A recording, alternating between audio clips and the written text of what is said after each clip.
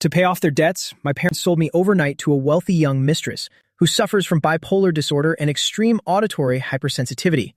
Everyone knows that. Anyone who meets her must crawl on their knees, fearing that even the slightest noise would provoke this living llama. A servant who accidentally broke a cup before was thrown behind the mountain to be eaten by wolves. Hearing that, my heart leaped into my throat as I tightly gripped my medicine box. At that very moment, the guanja turned back and stared at me coldly. Making any noise is strictly forbidden. Any high-volume sound will make the young mistress feel extremely uncomfortable. Then he raised his hand, pointing toward the dark staircase. You are absolutely not allowed on the 3rd floor. That place is a forbidden zone. No matter what you hear, do not go up there, unless you have a death wish. That warning sent a chill down my spine, colder than any threat it ever heard. I nodded hastily. I understand. Then the guanjia led me into a room. A guest room as cold as a morgue. I was so afraid the sound of the water would be too loud that I didn't even dare to take a hot shower, and could only manage a quick sponge bath. I changed into my soothing pajamas and curled up under the covers, shivering uncontrollably. I could only keep reassuring myself it would be okay. Muge, once the debt is paid, you can leave. Little did I know, thunder and lightning began to roar outside, making it impossible to sleep peacefully. Suddenly, a massive crash erupted in the dead of night without warning. The sound was like something heavy slamming into a wall, carrying a force that seemed ready to destroy everything. I woke with a start, my heart racing wildly. A shatter followed, as precious porcelain broke into 1,000 pieces, coming from right above me, the forbidden 3rd floor. In the next second, a woman's violent scream pierced through the floor. Get out! All of you, get the hell out! The voice was hoarse and filled with agony, like a cornered beast losing its mind. Immediately, the entire villa lit up, and in the corridor the sound of chaotic but suppressed footsteps echoed. I wrapped my blanket tightly around me, finally realizing that this was the legendary high society. Young mistress everyone spoke about. The sounds of terrified sobbing maids drifted in from outside my door, along with the guanjia's urgent shout, "Where are the sedatives? Go find the doctor, now." The young mistress is having another episode. Guanjia, no one dares to go up there. Going up there is a certain death sentence. You must go even if you die. Otherwise, we'll all be dead. In the midst of the chaos, the faint scent of blood began to drift through the air. My knuckles turned white as I gripped my medicine box. I had a terrible premonition that tonight the sky over Singyuan was about to fall. The hallway was a complete mess. I pushed my door open, just in time to see the maids, pale as ghosts, huddling by the stairs. The medicine bowls in their hands clinked with every tremble of their bodies. Who dares to take it? The young mistress has a knife. I'm not going. When Zhao Ling went in last time, her head was split open. The maids push one another. None of them dare take a step onto that hellish path to the 3rd floor. At that moment, the old guanjia's dark gaze swept across the crowd, locked onto me like a target. In that instant, a spark flickered in his lifeless eyes, the look of someone who had found a sacrificial lamb. Mugi! The guanjia strode toward me, giving me no time to react. He snatched the tray from a maid's hands and thrust it straight into my chest. The bowl was scalding hot, making my fingers wince from the heat, but I didn't dare let go. Now that you're in a new house, you must learn its rules, and you must understand the family laws here. The guanjia's voice was cold and rigid, leaving no room for doubt. The young mistress's headache has returned. This is a sedative and soul-calming soup. Take them up. I could hardly believe my ears.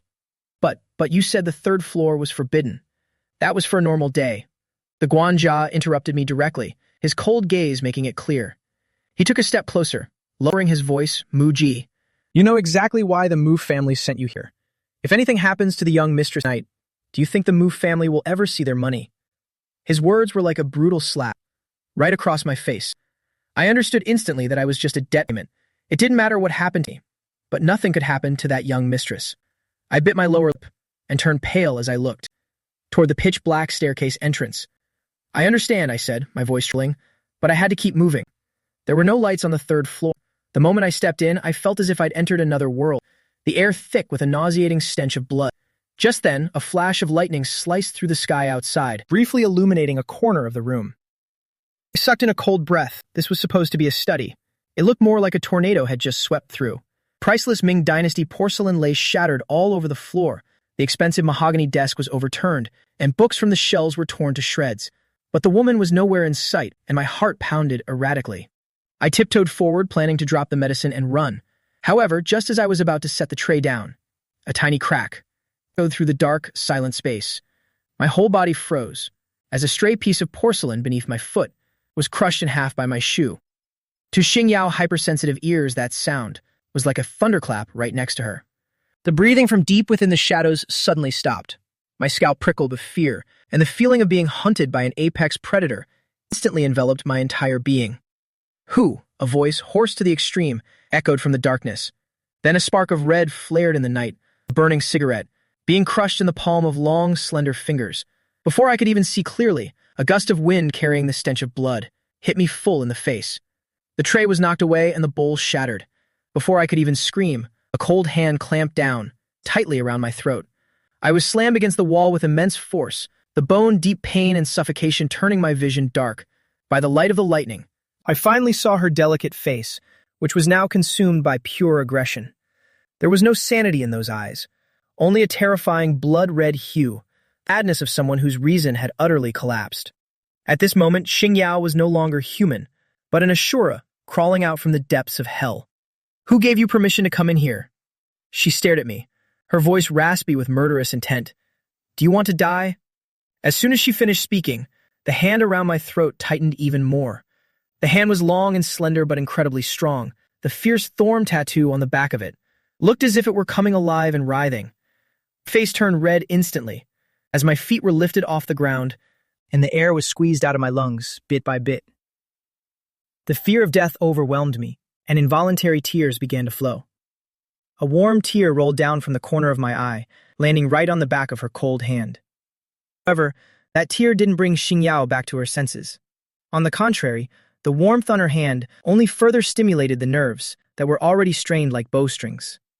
The red in her eyes deepened, and her fingers continued to tighten around my neck, as if she intended to snap it right then and there. My vision started to blur, the oxygen in my lungs completely depleted, and survival instinct urged me to scream for help. But at that very moment, the Guanjia's malicious warning echoed in my mind. "Making any noise is strictly forbidden, or you will die." I couldn't scream. Screaming would only make me die faster.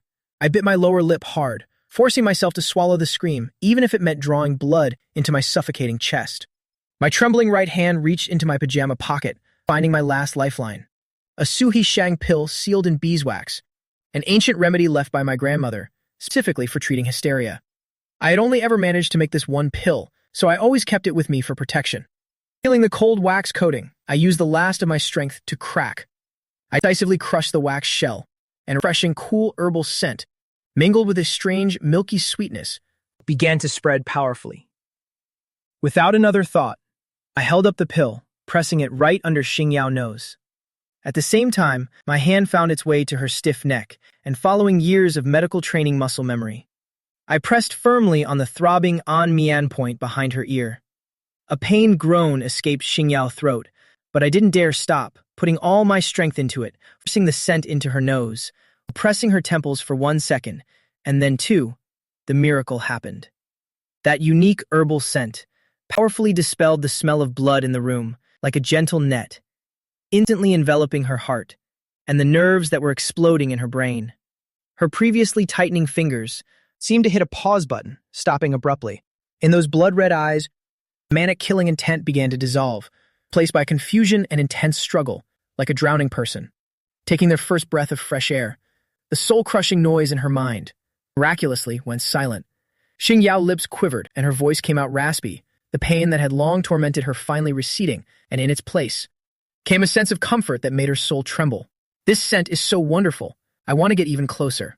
In the next second, the grip on my throat vanished completely as Xingyao let go.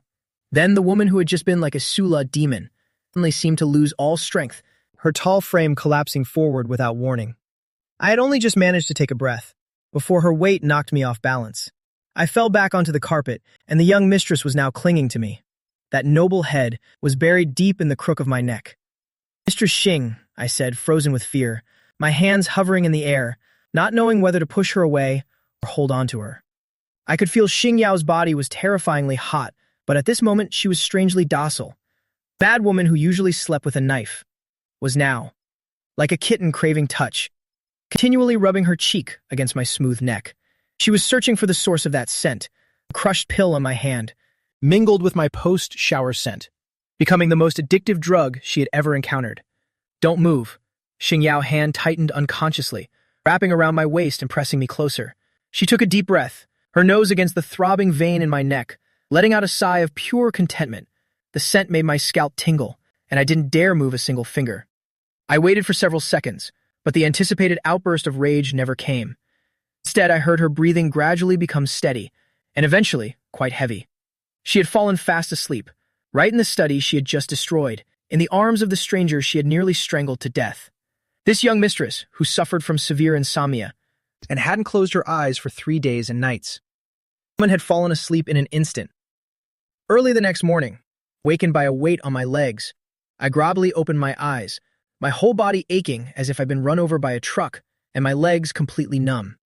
The moment the memories flooded back, I let out a sharp, cold breath, and my body instantly tensed up, because there was a head resting on my lap.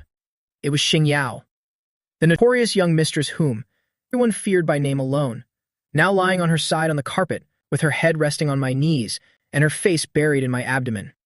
She was sleeping soundly, her breathing steady and calm. The face that had been demonically fierce last night now looked somewhat sickly and remarkably docile.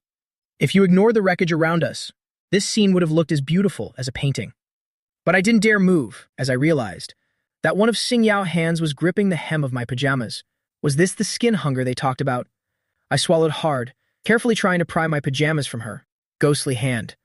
I moved my fingers slightly, intending to loosen her grip.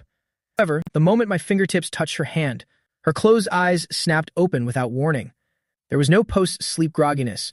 Those eyes were bloodshot and deep, like two bottomless ancient wells, staring directly at me. But the redness had faded slightly. They were now filled with a dark, penetrating quality that made my heart stop. My hand hovered in the air, too afraid to pull away. You're awake? My voice shook uncontrollably, fearing that this madwoman would choke me again in the next second. But Xingyao said nothing, remaining with her head on my lap, not moving an inch. Her eyes were fixed on my face, scanning the fear in my eyes, down to my straight, delicate nose, and sipping on my pale lips. My legs were unbearably numb, and I couldn't take it anymore, so I instinctively tried to shift back.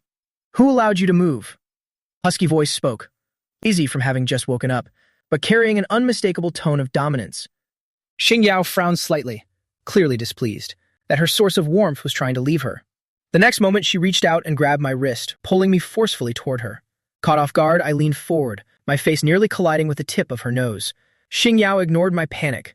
Instead, she pressed her nose to the skin of my inner wrist, as if inspecting a mark on her prey.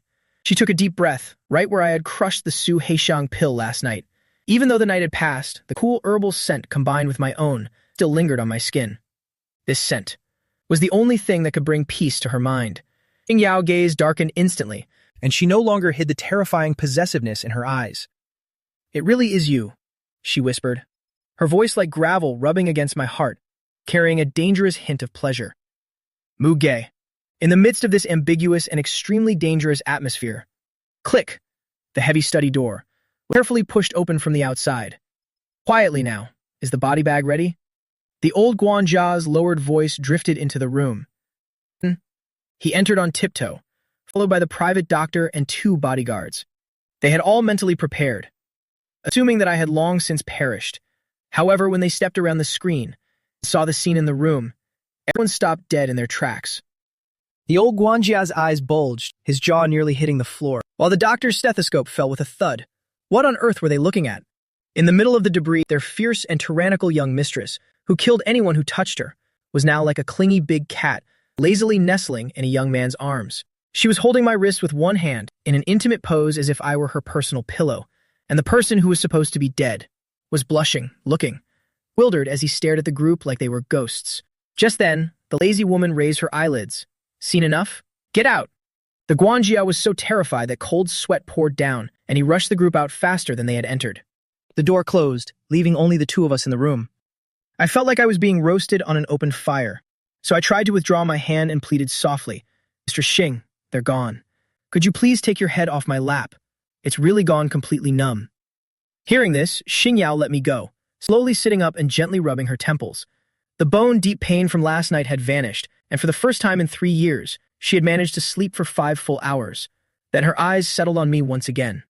Because of the lack of circulation, my legs were still trembling slightly, appearing fragile but filled with intense vitality. That's right, I was her medicine. In the next second, Xingyao reached out with a pale finger, playfully touching my bangs. "Are your legs numb?"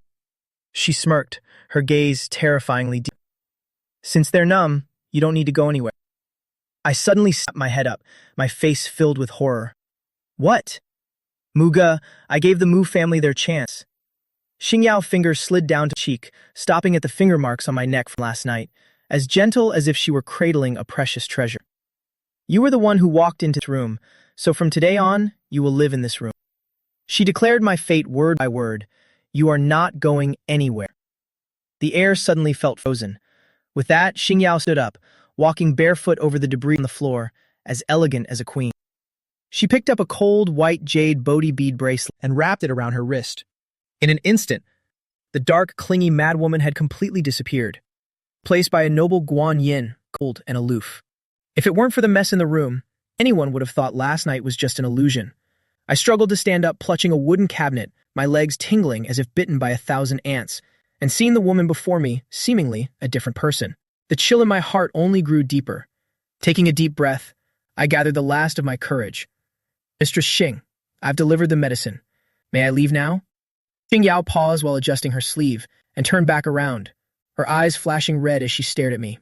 "Leave?" She repeated the word, amused, then asked as if it were a joke, "Where would you even go?"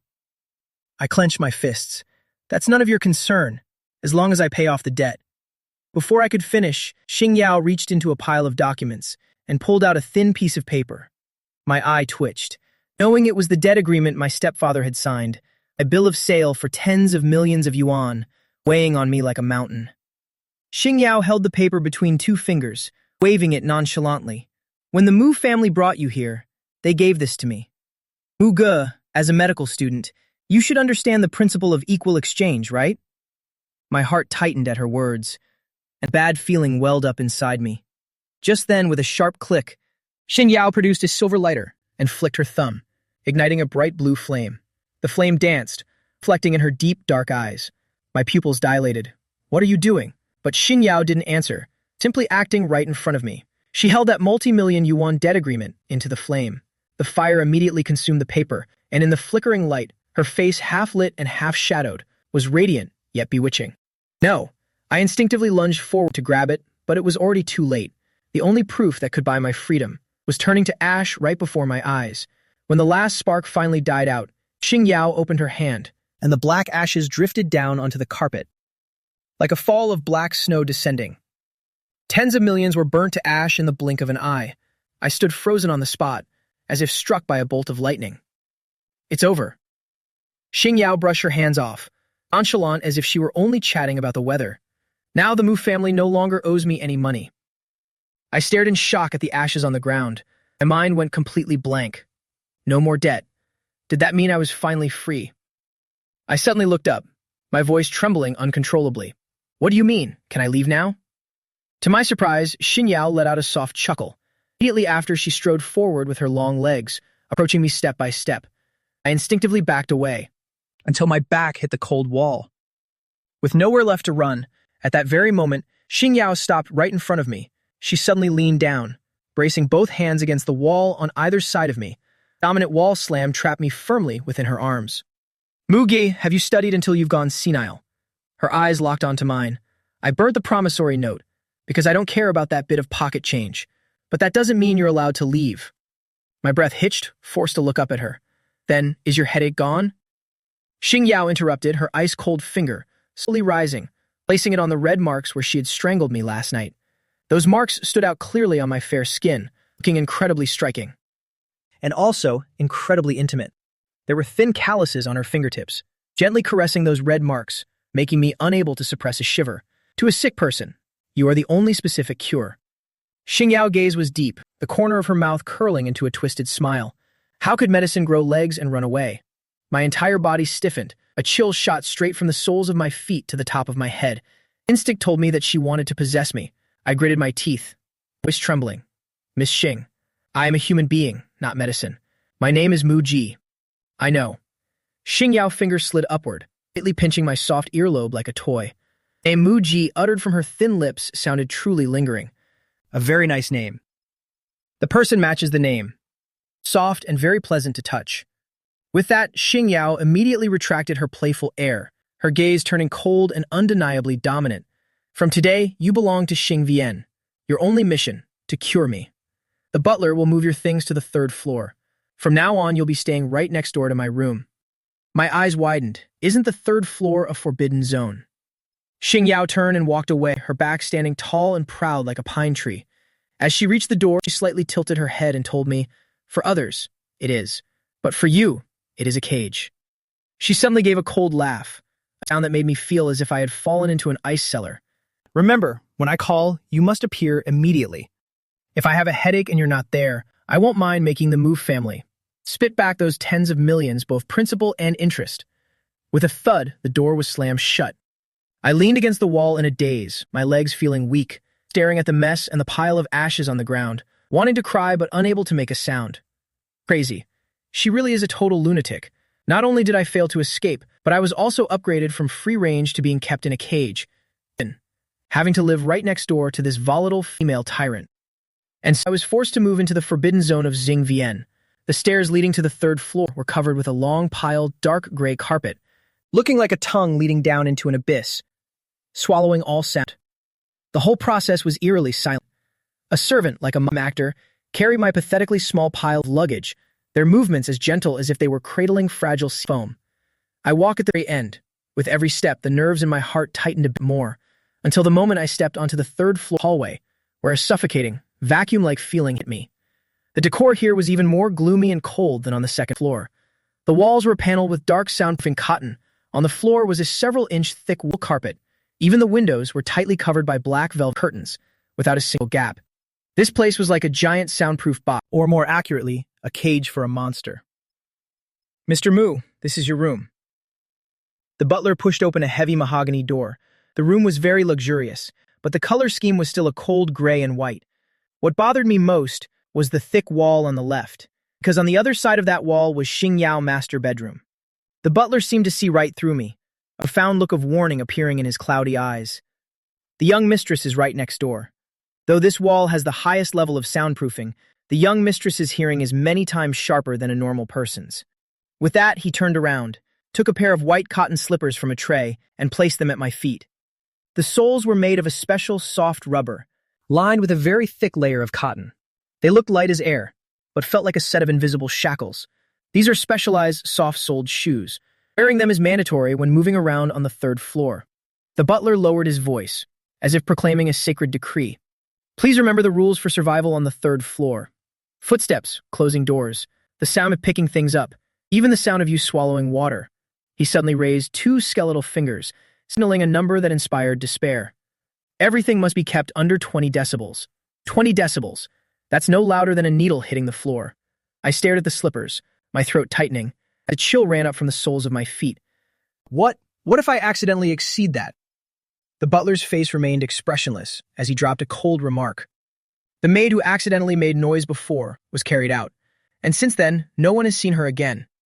You're the young mistress's medicine. She might spare your life. But physical pain will likely be unavoidable.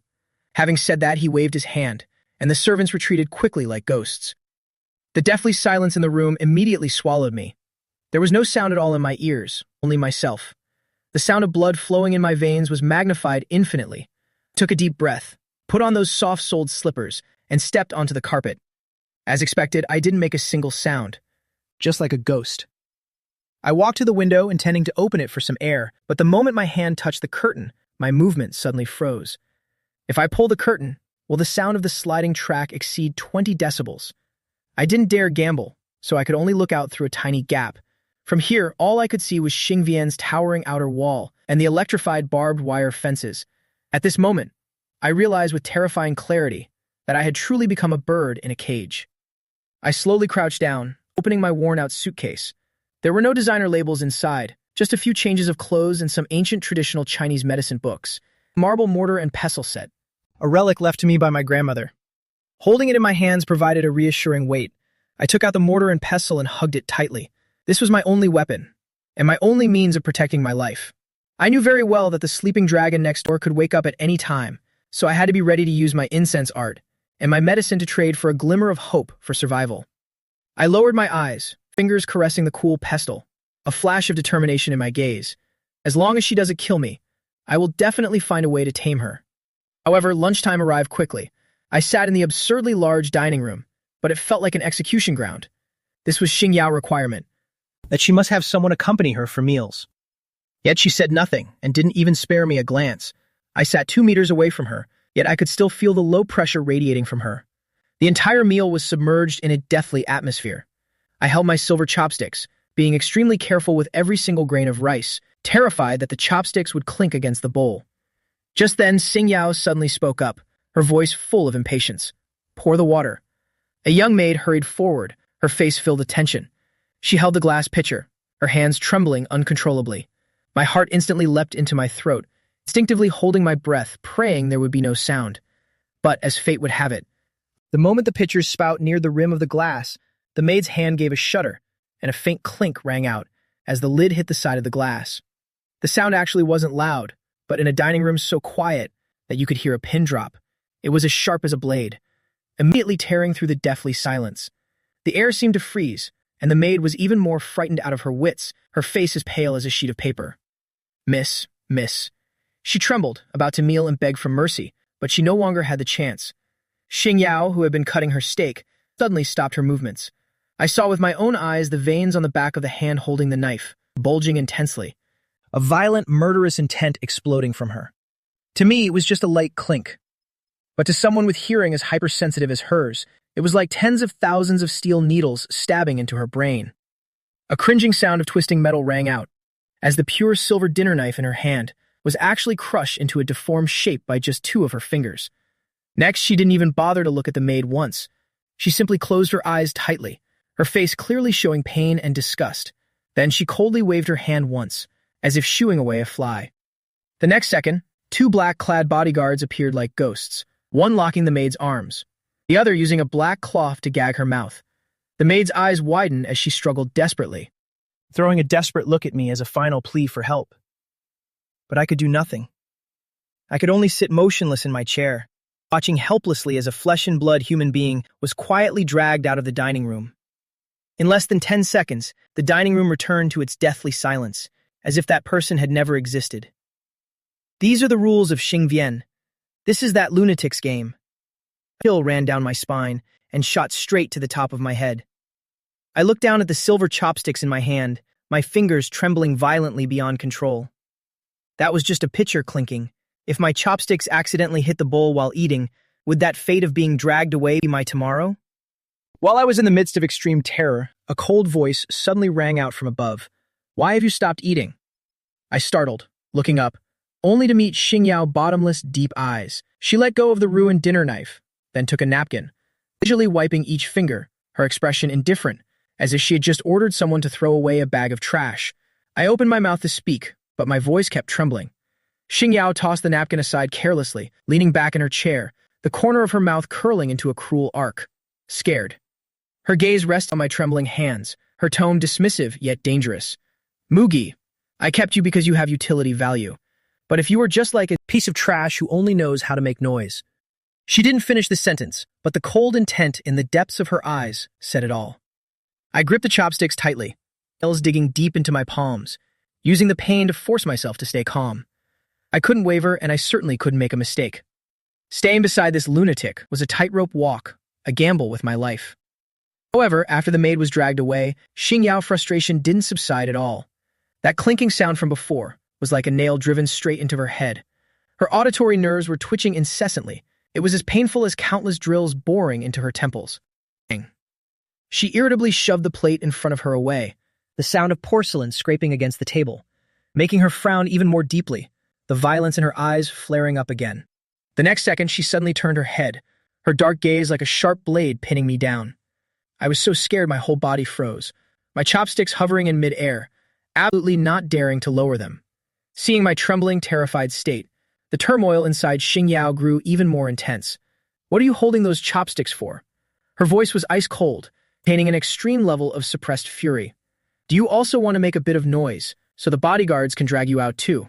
This was clearly taking her anger out on me. I shrunk my shoulders in fear, the chopsticks almost falling onto the table. I knew this lunatic was on the verge of losing her sanity. If I didn't explain, I would be the next one in trouble. But how could I explain?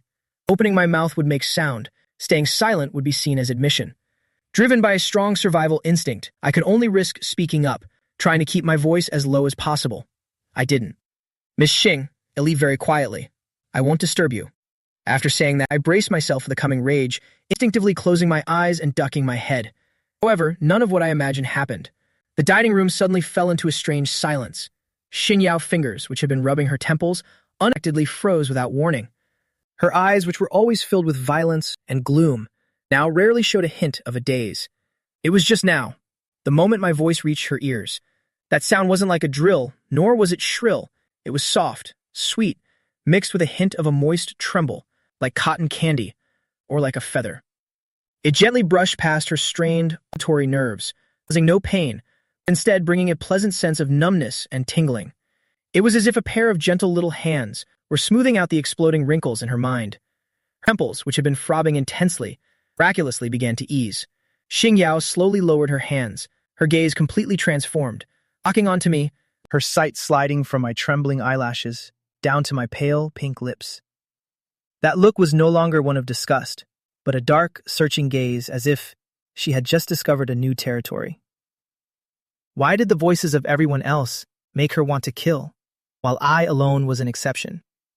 I waited for some time, and when nothing happened, I sneakily opened one eye, only to collide directly with the gaze of her staring eyes. My heart skipped a beat in fear, and I hurriedly tried to apologize. "I'm sorry." "Shut up." Xing Yao suddenly cut me off. Immediately after, she leaned back in her chair, her fair fingers lightly tapping the tabletop, her voice leaving no room for argument. "Come here."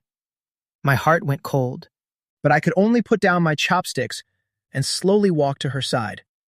Just then, Xing Yao suddenly raised her hand, pinching my chin firmly with her fingertips, forcing me to look up. Xing Yao narrowed her eyes, her gaze inspecting my face like a drill sergeant, as if she wanted to see right through the structure of my vocal cords. Just what is the difference? Suddenly, her Adam's apple moved slightly, her voice low and husky, carrying a compelling sense of command. The sentence from just now. Say it again. I immediately stood there in a daze, my mind going completely blank, completely unable to keep up with the logic of this lunatic. The sentence from before. Was it I didn't or am sorry? In my extreme state of tension, I could only utter a single syllable by instinct. Yes? That sound was short and soft, containing pure bewilderment. But when it reached Xing Yao's ears, it was like a piece of gummy candy bouncing off her eardrum, not painful, but rather a bit sweet. Xing Yao's tightly knitted brows suddenly relaxed completely. Her finger, which was holding my chin, unconsciously gave a gentle stroke. The violent red in the depths of her eyes finally vanished completely. It truly wasn't an illusion. I am indeed her medicine. Not just the scent of my skin, but even my voice is the sedative that heaven custom made for her. Idiot. Xing Yao scolded softly, but there was no anger in her tone at all. On the contrary, it carried a lazy quality that made one's face turn bright red. She let go, her mood suddenly becoming unusually good. "Sit down and eat with me." She picked up her cutlery again, her movements elegant and calm, with no trace of the earlier tyrant left. I stood rooted to the spot, my face full of confusion. Just what exactly happened just now? I looked in the direction where the maid had been dragged away, and looked at the woman who had suddenly returned to normal in front of me, feeling only a chill down my spine. This lunatic is even more volatile than I ever imagined. In the afternoon, inside the study, Xing Yao sat in her office chair, with a pile of documents as high as a mountain in front of her. But she couldn't read a single word, as the aftermath of bipolar disorder swept through her nerves like a tide. The letters in her eyes turned into a swarm of ants crawling around, causing her temples to throb violently, the violent rage once again nearly uncontrollable. If this had been before, this stack of billion-dollar documents would have been shredded by her long ago. But today she had a new way to vent. "Call them in here." Xing Yao pressed the intercom, her voice bone-chillingly cold. In less than 2 minutes, the study door was pushed open, and I quietly slipped in like a small kitten. "Miss Xing, did you call for me?" I stopped when I was still 3 meters away from her, ready to run at a moment's notice. Xing Yao slightly raised her eyes to look at me, her brows furrowing slightly. Why are you standing so far away? Afraid I'm going to eat you? She picked up a financial report written entirely in English, tossing it hard onto the corner of the desk, making a dry thud. Come here. I had no choice but to trudge over and sit down. She jerked her chin toward his small round stool beside the desk, which was topped with a soft cushion, looking completely out of place in this cold study. The next second she pointed at the report and said briefly, "Read." I was stunned picking up the file. The dense technical terms immediately made my head spin. Read this. I'm a traditional medicine student. This is all Greek to me. What else? Scripture. Xingyao leaned back in her chair, closing her eyes and urging irritably, "Louder! Don't mumble like you haven't eaten." I didn't dare resist. Taking a deep breath, I began reading haltingly. Risk Assessment Report for the Acquisition of Huanvian Group. Estimated value of assets. My voice carried tension and trembling, stumbling whenever I hit a difficult word. Normally, she would have ordered someone to throw me out long ago. But now, as that warm and soft voice echoed in the quiet study, Xingyao tightly knitted brows. Miraculously, began to unfurl. My voice was very low, lacking the strength and decisiveness of a business elite. When I read about asset liquidation, it sounded as if I were saying, "The weather is lovely today." When I read about hostile takeovers, it sounded like I was reading a bedtime story for children. Those ruthless commercial terms, when coming from my mouth, became bedtime stories, without any shred of aggression. The more I read, the more fluent I became, my tone gradually stabilizing. As for Xingyao, she leaned back, with her legs crossed, her whole body relaxing in an unprecedented way. She wasn't listening to the report at all. She had already memorized those numbers long ago. What she was really listening to was my voice. That voice was like a clear stream flowing through her parched eardrums, becoming the most wonderful white noise. The painful ringing in her head suddenly vanished. Even the rage to destroy everything was calmed. It felt as if a gentle hand was stroke by stroke, soothing and comforting her soul. I don't know how much time had passed, but I had read until my throat was parched. I cautiously stopped to check on her, softly calling out, "Miss Xingyao." As soon as the sound stopped, Xingyao's eyes immediately flew open. Her gaze was completely alert, without a hint of sleepiness, only a look of dissatisfaction at being interrupted. "Why did you stop?" She tilted her head, lowering her gaze to look at me. Clutching the documents, I said, "I'm thirsty. I'm a human reading machine, after all, not some automated repeater." Xingyao stared at me for a second, then suddenly reached out, pushing her glass of warm water toward me. I froze, completely stunned, unable to believe my eyes. "For me to drink? But this is her glass. You think it's dirty?" Xingyao raised an eyebrow, her tone laced with danger. No, not at all. How would I dare to complain? I hurriedly picked up the crystal glass and took small sips. Xingyao watched my puffed-out cheeks as I drank, her finger lightly tapping the armrest, her mood becoming unexpectedly pleasant. It was a fresh feeling. In this workspace that was usually gloomy and lifeless, there was finally a breath of life. I set the glass down and Xingyao closed her eyes again, regaining the authoritative aura of a queen. Thin lips slightly parting. "Now that you've finished, continue. Read that overseas market development plan as well." Looking at that fixed stack of plans entirely in English, I suddenly felt like crying but had no tears. I felt like I wasn't here to repay a debt, but to be a nanny, specializing in coaxing this giant child to sleep. After reading continuously for 2 hours, my throat felt like it was on fire.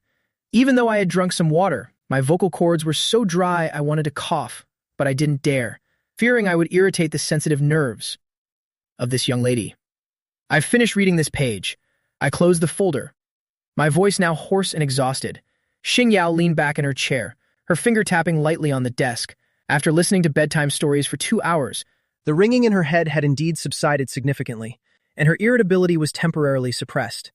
She flicked her lashes up, glancing at me as I secretly rubbed my neck, looking as withered as a frostbitten eggplant. "All right, take a break." Xingyao rarely granted such a mercy, and I felt like I'd been pardoned, breathing a sigh of relief. But I didn't dare leave, so I just sat there blankly in the office. Just then, my gaze fell on the cloth bag by my feet. Inside were the tools of my trade. If her mood is stabilized, I might as well do some actual work. I took a chance, carefully taking the green jade mortar out of the bag, along with the small pestle. I took out a few small paper packets containing soothing herbs, agarwood, silk tree bark, and sour jujube seeds, this specially prepared incense. The scent is most effective when freshly ground. If I could make the scent in the room a bit stronger, maybe she wouldn't be so prone to anger. Thinking this, I poured the herbs into the jade mortar. Then, gripping the pestle firmly, I took a deep breath and pressed down gently to test it. A dull thud from the impact echoed suddenly in the quiet office. Although the sound wasn't piercing in this profound silence, it was crystal clear. My heart tightened and my movements instantly froze. I instinctively held my breath, fearfully looking up at the woman behind the desk. Damn, did I go too far? This was a noise-free zone, where a single small sound could get you thrown out. Sure enough, Xingyao's hand, which was signing, stopped, the nib creating a small ink blot on the paper, and the air in the room seemed to freeze. My palm holding the pestle was drenched in cold sweat, my mind already picturing guards rushing in, to toss both me and the mortar out. I'm sorry, my voice trembled, intending to put the mortar away. What was that sound? Xingyao suddenly interrupted me, not looking up but slightly tilting her head, as if trying to distinguish the sound. I swallowed hard and confessed honestly. It's the sound of me grinding. It making soothing incense. Xingyao finally looked up, her deep eyes settling on the green jade mortar in my lap. Strangely, she didn't seem to hate it. That dull thud just now wasn't as jarring as breaking glass, nor as grating as metal clashing. It had a quiet, heavy, primitive rhythm, much like a steady heartbeat. Continue, Xingyao said, withdrawing her gaze. She lowered her head again, her casual tone leaving me dazed. Xingyao clicked her tongue impatiently. I told you to continue. Don't you understand me? I didn't dare ask more, hurriedly gripping the pestle, carefully began to grind again. Thud, thud. At first, my movements were stiff, for fear of using too much force, but as the pestle fell steadily, the dull, rhythmic sound began to echo throughout the room. Gradually, a pure herbal fragrance slowly wafted out with each of my movements. The pen in Xingyao's hand moved slower and slower, this monotonous, repetitive sound, a sound that was entirely non-aggressive, surprisingly had a magical hypnotic power. Each beat was like an ancient metronome, slowly bringing Xingyao's chaotic heartbeat back into a relaxed rhythm. It was so quiet, the world seemed to hold only this sound, her eyelids beginning to grow heavy, a long absent sleepiness enveloping her as gently as the incoming tide. Unnoticed, sunlight filtered through the window, and in the office, a scene that was both strange and harmonious unfolded. The young lady holding a trillion-dollar empire in her hands was leaning back in her chair, the fountain pen having fallen without her noticing. Her eyes half closed, her breathing becoming steady and deep, and right at her feet, I was like a hard-working little rabbit, diligently grinding medicine with utmost seriousness. Not until half an hour later, with my hands aching, did I secretly stop to shake them out for relief. However, the moment the sound ceased, the woman in the chair immediately let out a dissatisfied hum, her eyebrows instinctively knitting together. Without even opening her eyes, her lips slightly moved, her voice hoarse and lazy, filled with thick sleepiness as she commanded, "Don't stop, keep grinding for a while longer." I pouted. Some high society young lady she was. This was clearly a difficult ancestor to please. I regretfully picked up the pestle again, sitting right next to these $100 million contracts, continuing my role as the wretched medicine grinding boy. Thud, thud. The sound of grinding continued steadily. I sat in a corner about 3 meters from the desk, safe distance I had carefully calculated, far enough to avoid her cold aura, close enough for her to hear the sound. But very quickly I realized something was wrong with the atmosphere. Xingyao, who had calmed down, seemed to show signs of restlessness and irritability again. She slammed the fountain pen onto the desk, her brows slightly furrowed, her mind seemingly far away. Not enough, it's still not enough. Xingyao felt the beast called the craving for touch inside her, beginning to wake up. Though the sound was soothing and the herbal scent calming, she still felt like something was missing, that hollow feeling, gnawing at her veins like ants, making her hands itch, because she was yearning to hold something truly tangible. So she looked up, her dark gaze piercing through the air, falling directly onto my small figure huddled in the corner. Too far, that warm and vivid feeling is completely out of reach. Xingyao suddenly spoke, her voice slightly raspy. I jumped, my hands instantly stopping their work. I looked up in confusion.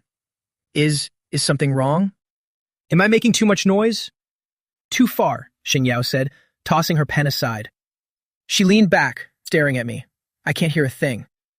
I looked at the 3-meter gap between us, then at the room that was so silent. You could hear a pin drop. Weren't these the godlike ears that could hear water being poured in the next room? Xingyao, Miss Xing. I was about to explain when she cut me off. Come here. Xingyao didn't care to listen, her fair, slender finger pointing to the space right next to her desk. Her tone brooks no refusal. Sit here. That spot was right next to her executive chair, right beside her long legs. My heart held 1,000 reasons to refuse, as it was no different from sitting next to a tiger's mouth. It was extremely dangerous. But under Xingyao's increasingly dark gaze, I could only yield. So I hugged the mortar, picked up the small stool, and slowly approached like a snail, step by step, until I was right by her feet. Xingyao seemed very pleased with this distance, the tension in her brows relaxing slightly. I had no choice but to sit down. This position was truly too close, so close that I could feel the warmth radiating from her body and the cold scent of cedar enveloping me overwhelmingly. Sitting on the low stool, my eye level was right at her thighs. This immense contrast in size and height made me feel like nothing more than a small pet raised at its master's feet. Gritting my teeth, I continued to grind the medicine, my body tense, wishing I could shrink into a ball. Xingyao picked up her stack of documents again, but this time she stopped twirling her pen, her free left hand naturally dropping down. At first, her fingertips just mindlessly tapped the armrest, but gradually that hand seemed to have a mind of its own, sliding down along the armrest, searching for the source of heat right beside her, me. I was focused, staring intently at the mortar. Suddenly my scalp tingled, as a cool hand was abruptly placed on top of my head. I was about to cry out when Xingyao whispered, "Don't move." She didn't even bother to look up, saying casually, "There's a white hair here." How is that possible? I'm only 20 years old. Before I could protest, that hand slid down from the top of my head, fingers as white as jade, threading through my short, silky black hair, as if cherishing the finest silk. She idly twined a strand of hair around her finger, letting it go, then twining it again. Movements so gentle and capricious, yet exuding an intimacy that was chilling. My whole body was as stiff as a stone, as I could feel that the hand had no intention of stopping. After playing with my hair enough, those chilly fingertips accidentally or intentionally brushed against the rim of my ear. My ears are extremely sensitive, and just a light touch from the thin calluses on her fingers was enough to make them flush as if burned by fire. Why are they so red? Xingyao finally looked away from the documents for a moment, glancing down at me, seeing me trembling under her touch. My ears, red as if bleeding, made me look like a little rabbit, and a flicker of malicious amusement shone in her eyes. The skin-to-skin contact brought a sense of satisfaction that immediately filled the hollow void in her heart, calming her boiling blood. So soft and warm. The next second she pressed further, her fingertips gently pinching my burning earlobe, kneading it with just the right amount of pressure. I couldn't help but let out a small whimper, trying to pull away, only to be held in place. Focus on your work. Xingyao even had the audacity to shift the blame, her voice lazy. Your grinding rhythm is off. I really wanted to punch her. How could anyone focus like this? On one hand, she was approving documents that decided others' fates, while on the other, her hand beneath the desk was kneading and playing with my ear and hair as if I were a cat. I realized I wasn't her medicine at all. I was just a toy for this maniac to relieve her stress. Miss Xingyao, could you please let go first? It's a bit ticklish. Endure it. Xingyao didn't budge at all, her fingertips even sliding from behind my ear, down to the slender, vulnerable nape of my neck, gently caressing that soft skin. Who told you to be my medicine? She let out a soft chuckle, her voice betraying a sickly satisfaction. Touching this small creature shed locked in her domain felt truly wonderful, so much so that she thought keeping me by her side for the rest of her life didn't seem like a bad idea at all.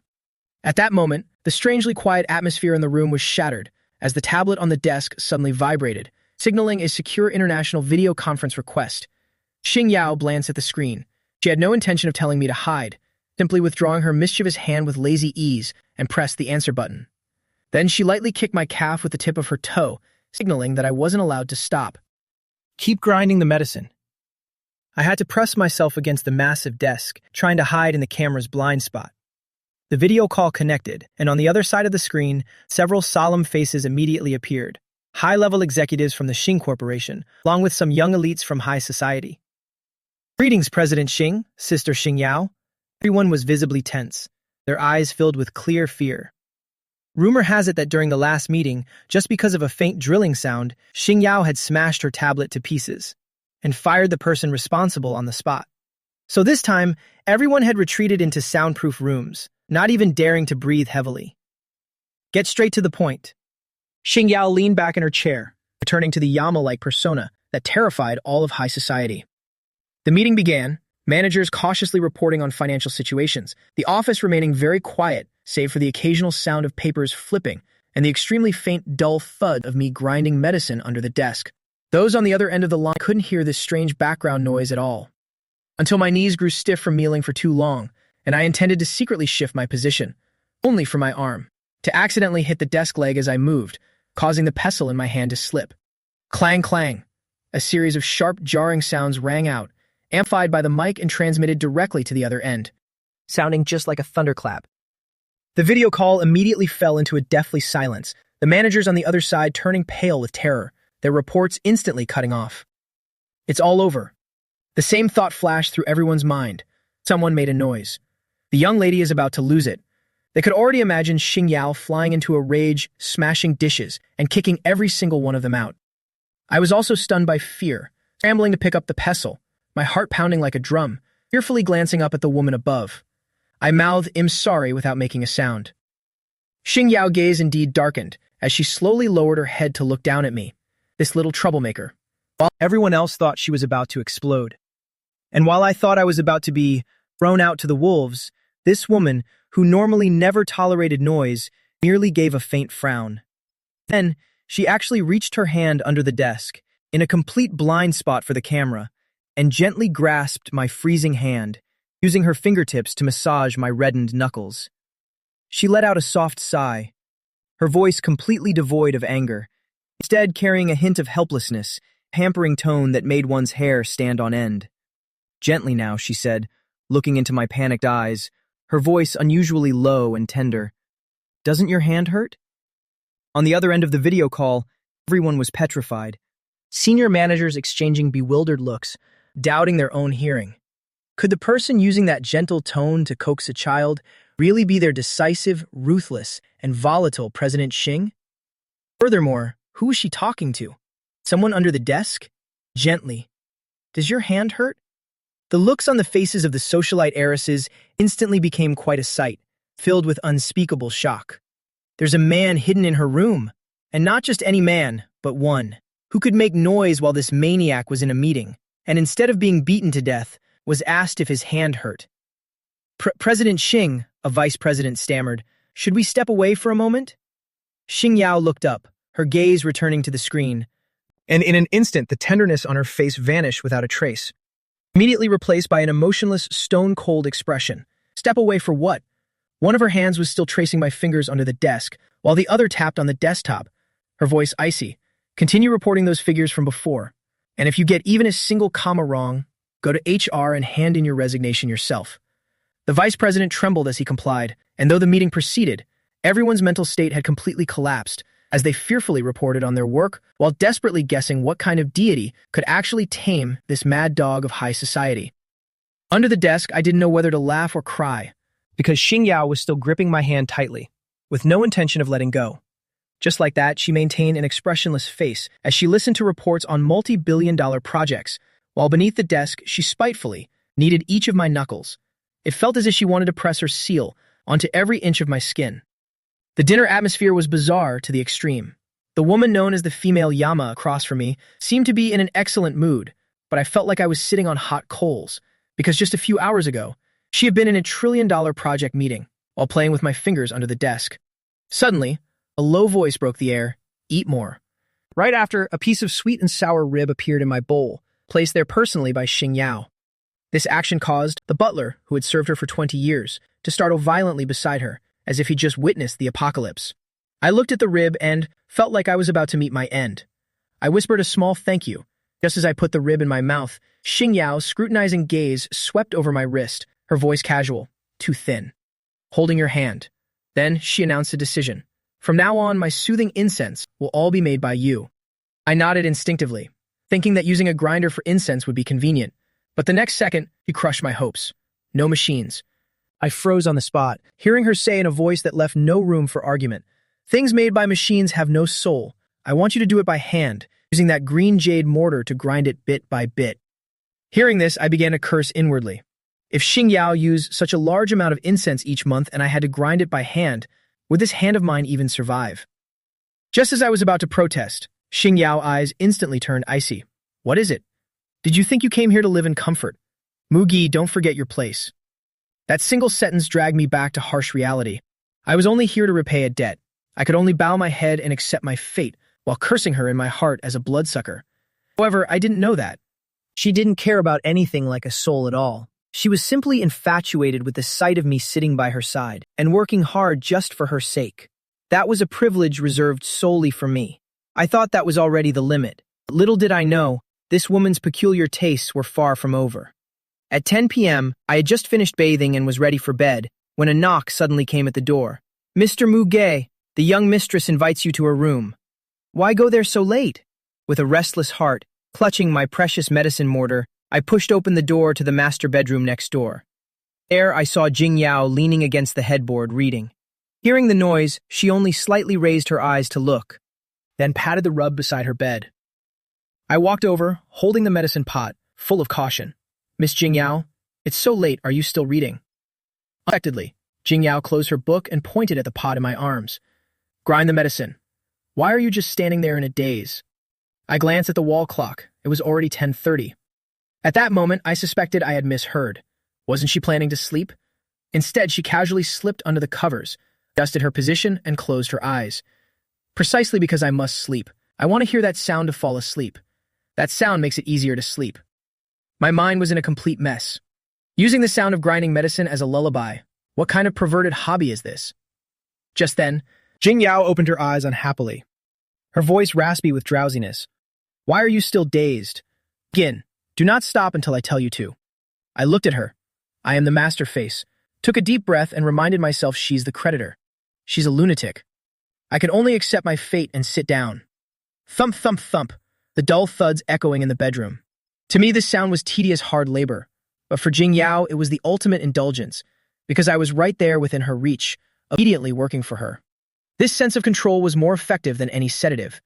Half an hour later, my arm was about to break, and my eyelids began to droop. I stole a glance. On the bed, Jing Yao breathing was steady. "She seems to have fallen fast asleep like a little squirrel, hasn't she?" I muttered under my breath. Just as I was about to stop and sneak away, however, less than 3 seconds after the sound ceased, that woman fast asleep on the bed suddenly reached her hand out from under the blanket. In the next second, she gripped my wrist tightly. Planning to slack off?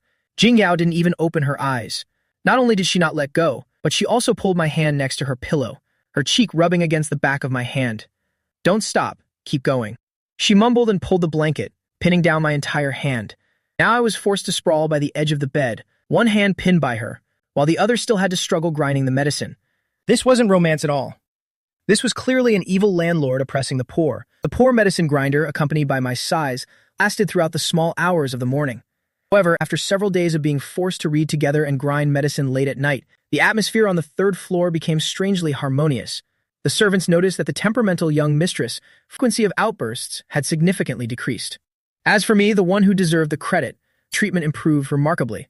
The kitchen would make snacks for me. The butler was incredibly respectful toward me, and even Jing Yao allowed me to read books for leisure. This illusion of peaceful years caused my tense nerves to gradually relax, even leading me to harbor a bit of improper wishful thinking. One afternoon, in the bright sunlight, Jing Yao sat behind her desk handling business matters, her profile looking a few degrees less sharp. While I was sitting on the sofa, my gaze couldn't help but drift toward her. Over these past few days, her tolerance toward me had been unbelievably high, so a dangerous question arose in my heart. Where exactly did her boundaries for me lie? Was it because my voice and scent were irreplaceable, or did she actually feel toward me personally something slightly different? If it was the former, I was just a tool, but if it was the latter, perhaps I had gained a bargaining chip to negotiate terms. I lowered my eyes, looking at the glass in my hand. I decided to take a gamble. I stood up, carried the water glass over to her, and said softly, "Miss Jing Yao, water is cold. Let me get you a fresh glass." Jing Yao didn't even look up, giving a casual, I took her glass, refilled it, and returned to the desk. At the very moment I set the glass down, I slightly loosened my fingers, and the thick bottom of the glass slammed hard onto the tabletop. This loud, dull thud felt like a hammer blow in the quiet study. Water splashed everywhere, even blurring the document she had just signed. Time seemed to freeze for a split second, and my heart leaped into my throat. I watched her intently, without blinking. If she only frowned and scolded me, it would mean I was still safe. However, Jing Yao didn't scold me at all. Her hand holding the pen froze in mid-air. She slowly raised her head. In those eyes, there was no violence, as I had predicted, nor the indulgence I had hoped for, but only a bone-chilling coldness. That gaze was too sharp, as if it could pierce through my flesh and see through every petty calculation in my heart. I felt a chill down my spine, immediately overwhelmed by fear. I was wrong. I never should have tried to pluck a whisker from a sleeping tiger. Did your hand slip? Jing Yao set her pen down, her voice terrifyingly calm. I swallowed hard, first to grit my teeth and continue the act. I'm sorry, I didn't have a firm grip. Is that so? Jing Yao chuckled softly. Muga, do you feel I've been treating you too well lately? My whole body stiffened. Instinctively, I wanted to back away. I didn't mean to. Come here. Those two words cut off all my excuses. I didn't dare move. My legs felt rooted to the spot. In the next second, Jing Yao suddenly reached out and locked onto my wrist. A tremendous force pulled me, and I cried out as I lunged forward. While my world spun, I was actually pulled into her embrace and pressed down onto her lap. I had always wondered why a woman's strength could be so great. The distance instantly vanished. I struggled in a panic, but my waist was gripped tightly. I couldn't move. Miss Jing Yao, what are you doing? Jing Yao raised her hand, placing her index finger on my lips. She bowed her head, her beautiful, charismatic face drawing close, nearly touching the tip of my nose. Muga, take back those petty thoughts of yours. What are you testing? Testing to see if it have the heart to touch you, or testing to see if you can overturn this world. My pupils constricted. She knew. She knew everything. My clumsy acting skills were just a farce in her eyes. I didn't. This time I was truly afraid. Jing Yao's fingers slid down, squeezing my slender neck, gently caressing the throbbing vein there. You let go of that glass on purpose. She hit the nail on the head, her tone absolutely certain. You wanted to see if I would do anything to you over a little noise, right? The shame and fear of being exposed made me tremble uncontrollably. Jing Yao felt the tremors under her palm. A flicker of cruel pleasure flashed in her eyes. She suddenly leaned close to my ear, her hot breath fanning my earlobe. Mu Ji, you must remember this clearly. I dote on you. Allow you freedom of movement because you are good. You are my medicine, but that doesn't mean you can use that to be arrogant and walk all over me. The fingers around my neck tightened slightly. The pressure made me gasp, but not enough to hurt. This is the first time, and also the final warning. There won't be a next time. Jing Yao tone suddenly turned cold, exuding a sinister air. If there is a next time, if I catch you intentionally making noise again, beneath Jing Yuan, there is a completely soundproof room.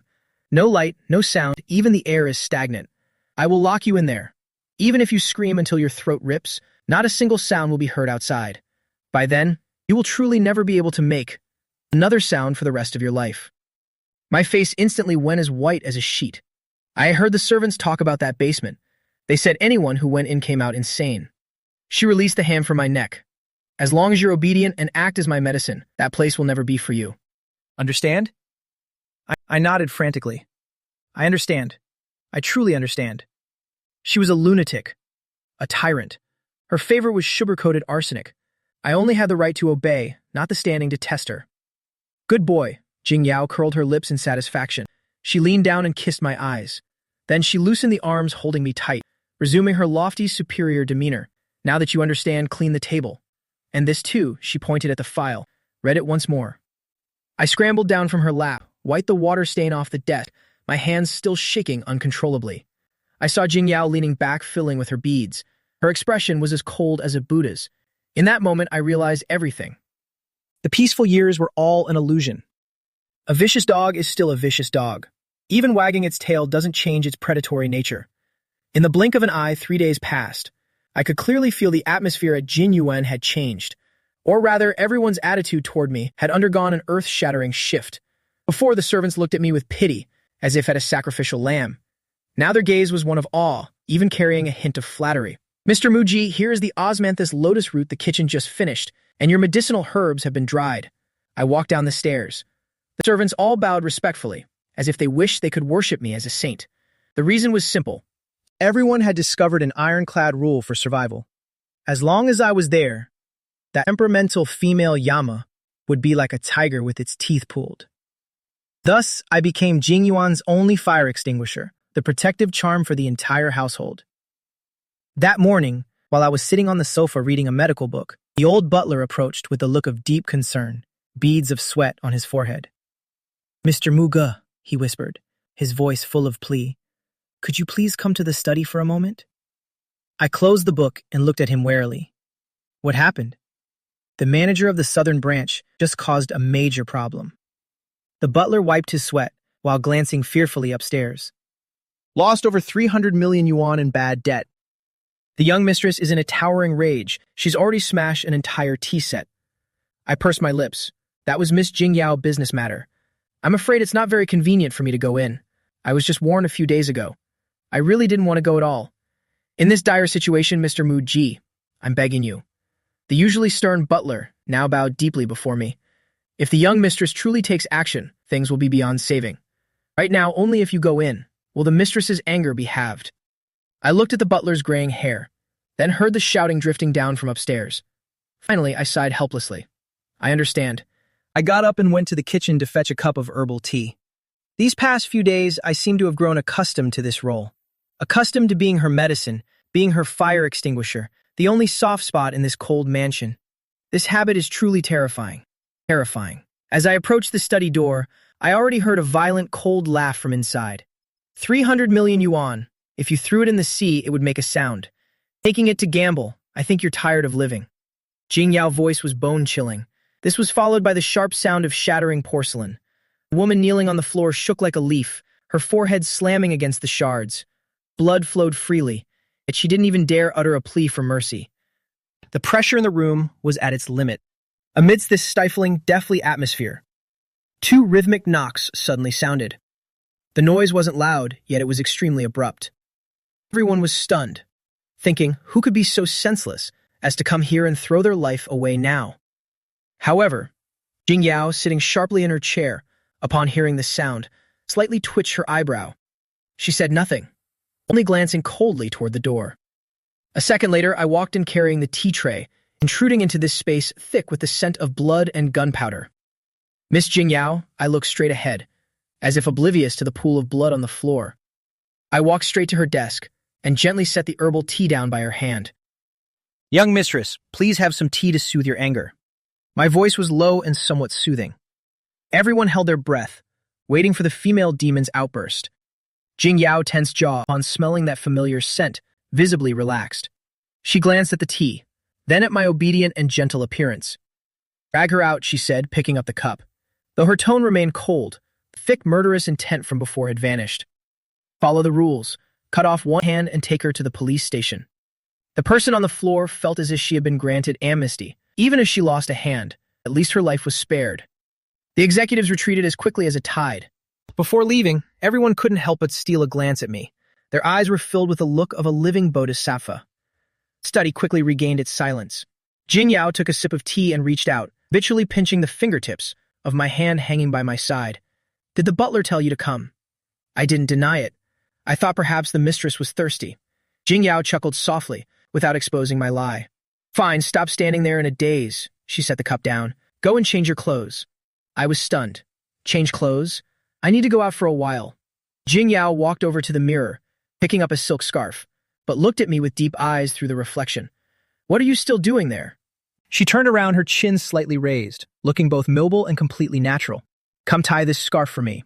My fingertips trembled slightly. Tying a silk scarf. How could she say such an intimate act so naturally? But seeing her gaze that forbade refusal, I could only step closer. Standing extremely close to each other, I could smell the cold fragrance on her, and her hands suddenly leisurely rested on my waist, like a silent act of possession. Done.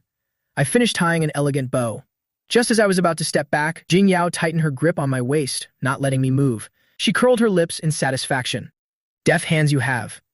Saying that, she let go and went upstairs to get her coat. Jingyao tilted her head back as she walked out, a meaningful glint in her eyes. Come with me. I blanked out. Where to? I'm taking you to a banquet. Jingyao stood in the dim light, fiddling with her beads, her voice casual, yet carrying an unquestionable dominance. I kept you hidden for so long. If those people out there still haven't learned their place, then my doorstep at Jingyuan will be trampled to pieces. That night at 8 p.m., the night was as black as ink. Black Maybach slowly drove into the most elite private club in the capital, Orchid Pavilion. A Suzhou-style garden hidden in a deep alley. Even the lanterns at the entrance exuded a sense of coldness. The next second, the car door was respectfully opened. A refined black high heel first stepped onto the blue stone. Jingyao stepped out of the car, wearing a black trench coat, looking like a blade about to be unsheathed. But she didn't leave immediately. She stood by the door, her eyes fixed on the interior of the car. Following that, a pair of white soft-soled leather shoes stepped cautiously outside, and then I stepped out of the car too. I stood beside her, feeling completely out of place. Jing Yao saw my shoulders hunch slightly. "Cold?" she asked casually. I shook my head quickly. "Not cold. I'm just a bit scared. The atmosphere here is too stifling." Jing Yao chuckled at my words. With one hand in her pocket, she leisurely fiddled with her beads. "With me here, no one in this capital dares to touch you." With that, she strode forward. I didn't dare delay and hurried after her in small steps. Passing through the corridor, several servers in Tang suits, upon seeing Jing Yao, immediately bowed 90 degrees. That posture wasn't like welcoming a guest. It was more like welcoming a queen. I had never seen such a scene. As an introvert, I immediately felt uneasy. That tall, slender figure ahead became my only anchor. Just then, at a corner, several tipsy women approached from the opposite direction. The moment they saw me, their gazes became blatant. Instinctively, I reached out and gripped Jing Yao's trench coat sleeve. "Miss Jing Yao." Jing Yao's steps came to a sudden halt. She lowered her eyes, her gaze falling on my hand clutching her sleeve. "You should know, for this, anyone who dared touch her clothes would have their hand cut off." But now, looking at my hand, the irritation in her heart fell strangely silent. "What is it?" She didn't shake me off. Instead, she looked at me with a faint smile. "Can't even walk anymore?" I was about to let go when she said, "Give me your hand." Jing Yao suddenly interrupted me, directly extending her left hand with the prayer beads. Before I could react, she impatiently turned her hand and locked onto mine, her cold hand instantly encircling my wrist. The beads pressed against my skin, bringing a tingling, trembling sensation. "Stay close," she said as we walked. "This place is full of mazes. If you get lost, I won't come looking for you." As I was pulled along, I screamed inwardly, "You're obviously walking too fast, and fine, don't look for me then. But why must you hold on so tightly? This grip is clearly because you're afraid I'll run away." Very quickly, we reached the Heaven's Grace VIP room. The bodyguard immediately pushed the large doors open. "Miss Jin Yao has arrived," an announcement rang out. The noisy private room suddenly fell silent. Led by Jin Yao's hand, I stepped over the towering threshold. Inside, the air was thick with smoke. About 7 or 8 women were sitting there, each accompanied by an exceptionally handsome man.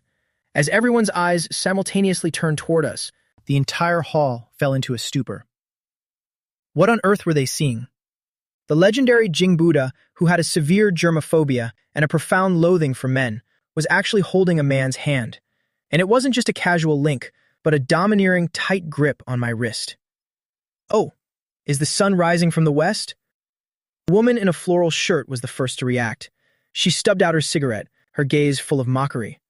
"Jing Yao, from which house did this little piece of fresh meat come?" But Jing Yao completely ignored everyone's scrutinizing gazes. She led me straight to the center of the sofa. Waving off those who tried to approach with drinks, she pressed my shoulder to make me sit beside her, then sat down herself with a regal air. The other woman hadn't given up yet. She leaned in and whispered, "Is this the one who cures your headaches? He looks quite decent." Hearing that, Jing Yao suddenly looked up, glancing coldly at the woman. "What are you looking at?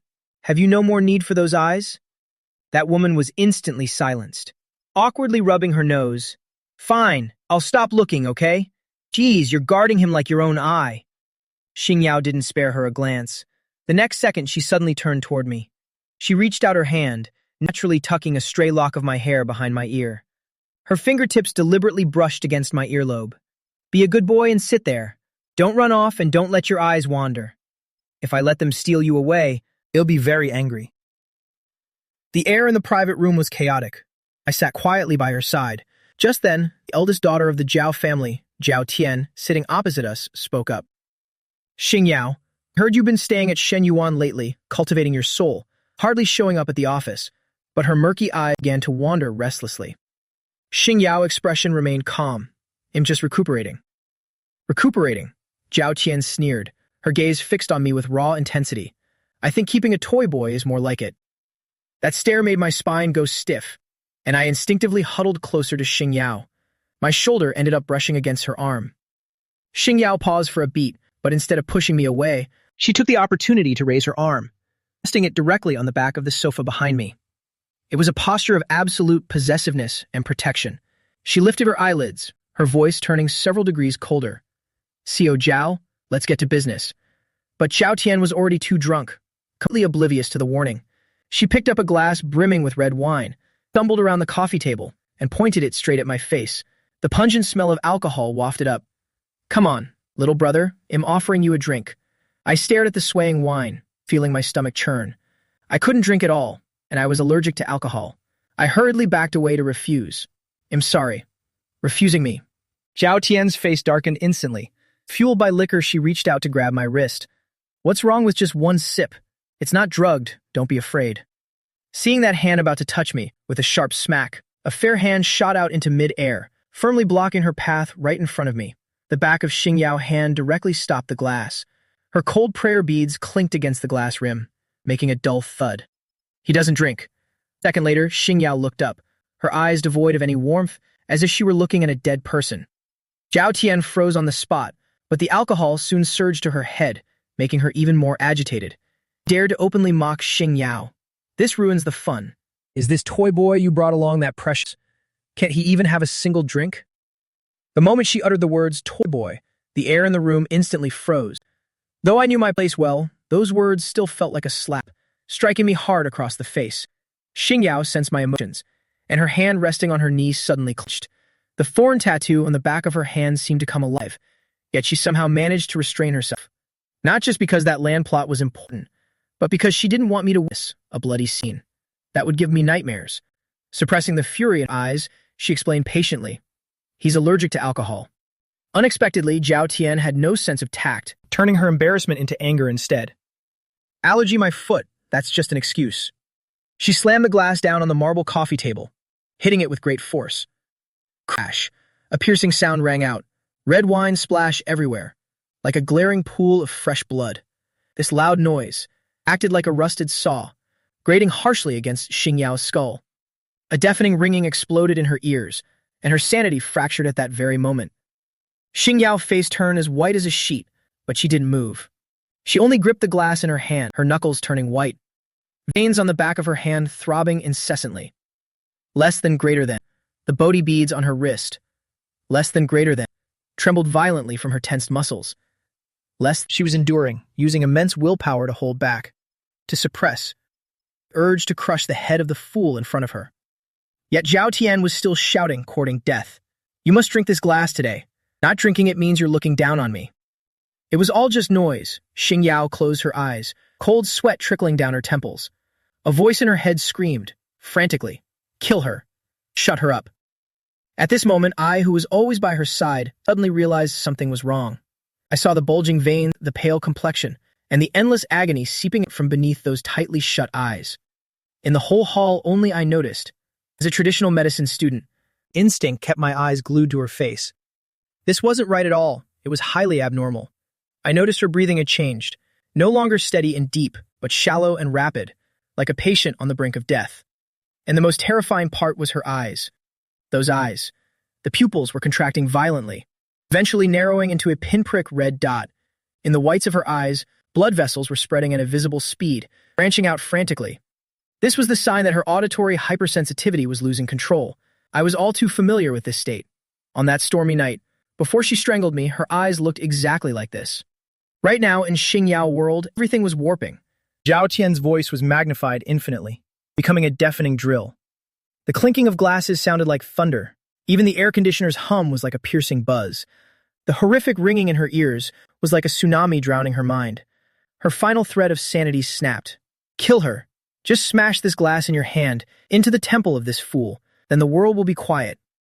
Xingyao's fingers twitched slightly, the crystal glass being squeezed until it deformed as she slowly lifted it from the table. Killing intent surged in an instant, and at this hair-trigger moment, a gentle touch suddenly came from beneath the table. Xingyao's whole body went rigid. It was an intimate and warm contact.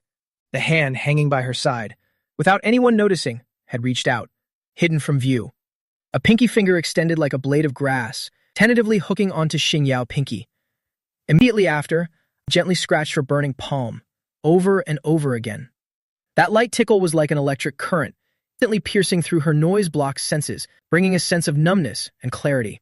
Her near-exploding brain, just like the sound of grinding medicine in an earthen mortar, was painless yet magical. It made her heart itch, and the red alert screaming in her head suddenly halted for a moment. The urge to destroy everything was forced to pause. She slowly lowered her head, shifting her gaze from Zhao Tian to meet mine as I looked back at her. In this noisy, chaotic world of status and vanity, only I heard the ringing in her head. Only I saw through her pain. I didn't say a word, only silently mouthed, "Don't be angry." Under the table, my pinky gently hooked hers again, with a clumsy attempt to please and plead. Xingyao clenched jaw, finally relaxed a little, and the terrifying red dot in her pupils slowly faded. Her breathing grew heavy. She said nothing, only turning her hand over. The hand that had intended to strike released the glass, catching my playful hand under the table, like a drowning person clutching their only lifeline. With a clack, the wine glass was placed back on the table. Xingyao leaned back into the sofa. The redness in her eyes hadn't fully cleared, but the killing intent was gone. She spoke, her voice incredibly raspy. "CEO Zhao, I'll drink this glass on his behalf. But after I finish this, profit margin for this contract." A cruel smile played on her lips, her eyes sharp as knives. "I want another 3%. Walking out of Lanting Club, the night wind brushed my face. I took a deep breath. The tension from earlier had left my limbs weak, but Xingyao walked beside me with a steady gait. Aside from her face being even paler, she looked no different than usual. Only I knew she was squeezing my wrist so hard it felt like it would break. Her hand was burning hot, yet it was trembling uncontrollably. The moment the bodyguard opened the car door, a sarcastic, mocking voice suddenly rang out from the shadows of the parking lot. "Xiao Xing, leaving so soon?" I felt the hand gripping my wrist suddenly tighten. A middle-aged woman, dressed in a gray suit, approached us. It was the eldest miss of the Gu family, Gu Cheng, a lifelong enemy of the Xing family. Xingyao stopped and turned. "Xiao Gu." Xingyao's face was utterly indifferent. "Is there something?" But Gu Cheng approached with a smile, her eyes like a venomous snake. "Nothing. Just heard that Xiao Xing was quite upset tonight." She lowered her voice, laughing maliciously. "Xingyao, with your condition, it's best you stay in more often. I heard you've been taking medicine more frequently lately. Don't go down the same path as your mad father." A cruel curve appeared on her lips, as she enunciated every word, digging into Xingyao's most painful wound. Back then, he jumped from the 28th floor, leaving his brains splattered all over the ground. If you follow right after him, then this high society will lose, another laughingstock to watch. I felt my head buzzing. I looked at Xingyao in horror. That was her father. An absolute pain no one was allowed to touch. The bodyguards' hands all moved toward their waists, waiting only for a look from Xingyao. But the expected rage didn't come. Xingyao smiled, a perfect, flawless smile. She spoke gently, yet it made one feel as if they'd fallen into an ice cellar. "Anku, you're joking." She paused for a moment, even stepping forward to help Gu Cheng adjust her collar, her tone tender. "After all, if I were to die, who would be left to see off the Gu family?" The smile on Gu Cheng's face froze instantly, and before she could react, Xingyao patted her shoulder, pulled me along in my dazed state, got straight into the car, and ordered the driver to leave. The moment the car door slammed shut, the smile on Xingyao's face was torn away like a mask, vanishing in an instant. Replacing it was a deathly, suffocating silence. She rasped, "Back to Shen Yuan." Then she pressed a button, and the black, soundproof partitions slowly rose, turning the back seat into an enclosed space, a narrow black cage. Inside that cage, there was only me and a wild beast on the brink of collapse. I shrank into the corner, not daring to breathe loudly. The car lights were off. By the light of the street lamps rushing past the window, I saw Xingyao leaning against the seat back, her head tilted back, eyes closed. One hand gripped the armrest tightly, her nails digging deep. The other pressed against her temple, veins faintly bulging. The pain was erupting. She was enduring, using her last shred of reason to keep anyone from seeing her struggling state at this moment. I watched her agony, my heart squeezing in my chest. I tried to reach out, wanting to grab her sleeve. "Don't touch me." She didn't open her eyes, but her voice was cold and trembling, pushing people 1,000 miles away. "Don't talk. Don't look at me." She feared that if she opened her eyes, she wouldn't be able to resist the urge to draw blood. In this narrow space, even with me, her only medicine, the partition was fully closed, plunging the car interior into darkness and absolute silence. Only her suppressed, ragged breathing remained, like a time bomb about to explode. The Maybach sped through the late night, the front and back seats becoming isolated islands. Amidst the deathly stillness, only one sound was being magnified infinitely. Click, click. It was the sound of friction between her cold white hand and the Bodhi beads, the noise generated by their collision. Xingyao leaned into the corner, eyes shut tight, but her hand on her knee was spinning the beads frantically. The prayer beads spun at an extreme speed, the sound no longer soothing, but sharp and jarring, as if bones were grinding against each other. I huddled in the corner, under the flickering dim light, heart pounding as I stared at her hand. That hand was pale yet powerful, the knuckles showing a sickly pallor. Those priceless prayer beads now looked like a prisoner being executed, seemingly on the verge of being crushed to dust by her grip. She was holding back.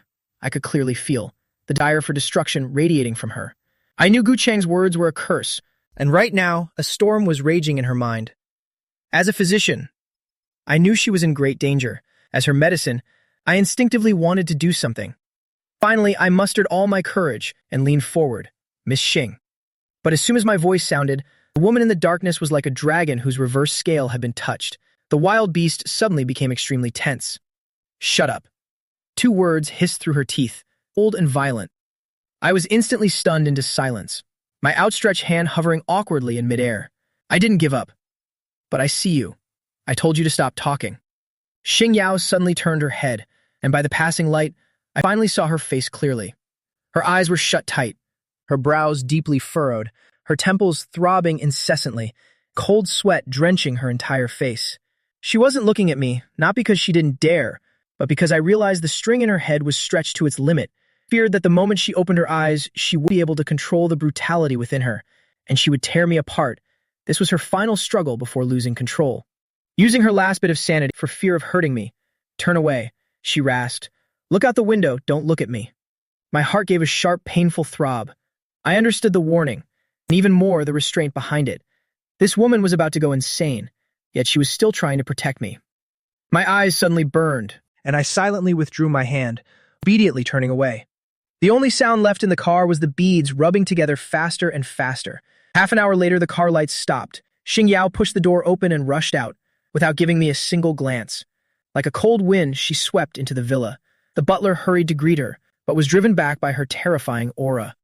Get out, all of you! Don't come near me!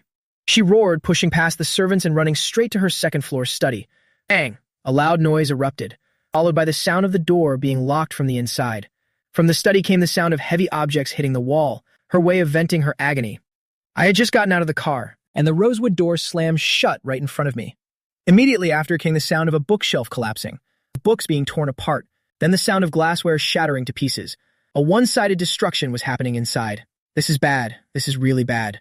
The old butler stood at the door in a panic, his face filled with dread. Now only the butler and I remain on the second floor. How did it come to this? My face was pale. At the club, she was clearly still holding it in. It's because she's held it in for too long. The butler let out a heavy sigh, lowering his voice.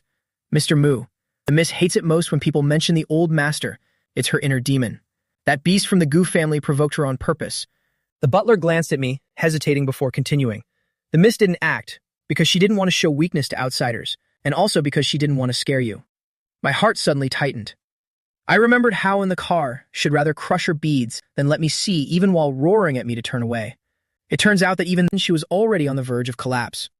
She locked herself away, not because she was throwing a tantrum, but to gnaw away on her own, at the agony that was about to explode. Another loud noise. The butler jumped, his aged face turning white. This is not good. This commotion isn't normal. Usually, once the miss vents by breaking things, she quiets down. But this time, he pointed a trembling finger at the door. This time, the miss is seeking pain. Seeking pain? I didn't understand. When the episode reaches its peak, she needs physical pain to divert her attention. The butler choked up. If someone doesn't stop her, the miss won't stop today until she sees blood. The words, see blood, pricked my ears like needles. I remembered those hands, the hands that had blocked the wine for me and served me food. Was she really going to torture herself in there? Do you have a spare key? I spoke up suddenly, my tone absolute and firm. The butler was dazed. Mr. Mu, give me the spare key. I held out my hand, my eyes full of resolve. I am a doctor, and I am her medicine. Are we just going to wait for her to kill herself in there? The butler hesitated, but hearing uncontrollable sounds from within, he grit his teeth and took out a key, handing it to me with trembling fingers. Mr. Mu, you must be careful. I took the key, the cold metal feeling heavy in my hand. I walked to the door.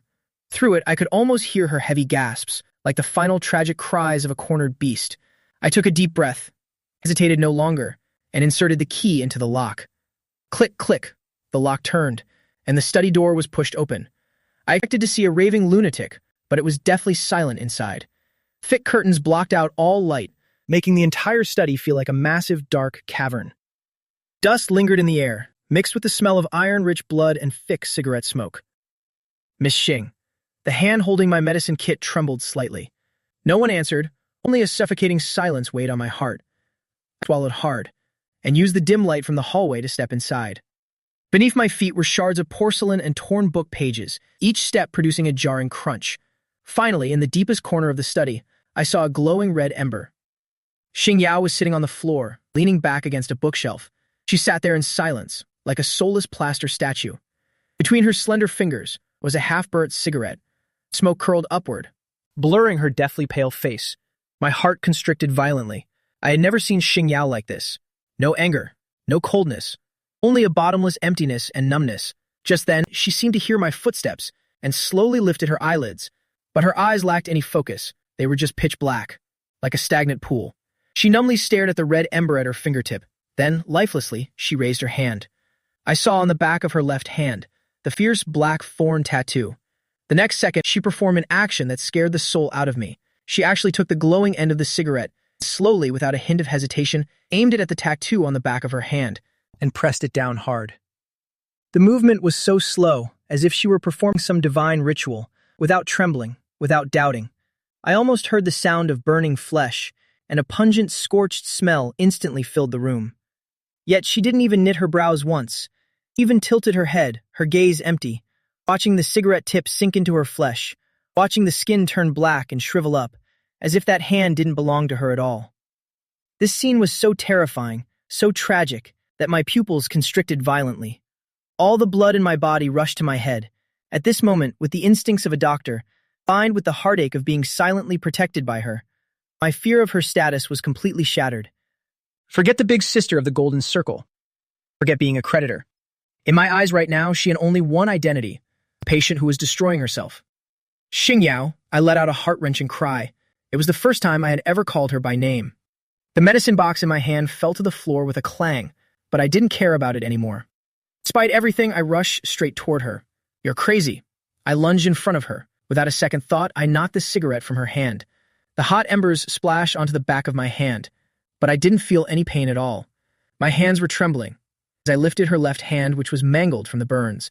Amidst the once exquisite thorn tattoo, there was now a deep, charred crater, surrounded by red swelling and blisters, looking absolutely horrific. The stench of burnt flesh hit my nose, making me nauseous, like a sharp blade cutting through the final defense in my heart. I couldn't hold it back anymore. A choked sob escaped my throat. How could you treat yourself like this? Don't you feel the pain? It was only then that Xing Yao, whose cigarette had been knocked away, gradually regained her senses, blinked slowly, her gaze slowly focusing, and met my face, which was sobbing uncontrollably. She was stunned, not understanding why I was crying. Clearly, she was the one in pain. But why did I look even more pained than she did? At that moment, my crying, like a powerful force, dragged her out of that world filled with frantic noise. She slowly moved her eyes, her gaze resting on my small, tear-stained face. The fear in my eyes was still there, but even more prominent was a deep sadness and pity that were about to overflow. Pity? The corner of her mouth twitched into a forced smirk, as the pleasure of self-destruction was interrupted, causing a surge of violent fury to rise within her. A second later, she growled, "Who gave you permission to come in here?" Her voice was hoarse, raspy like rusted pieces of iron grinding against each other. She tried to pull her hand away, but I held it tight and wouldn't let go. Immediately, her gaze turned cold, staring at me gloomily. Muga, I told you to get out. Before I change my mind and decide to strangle you, this isn't an idle threat.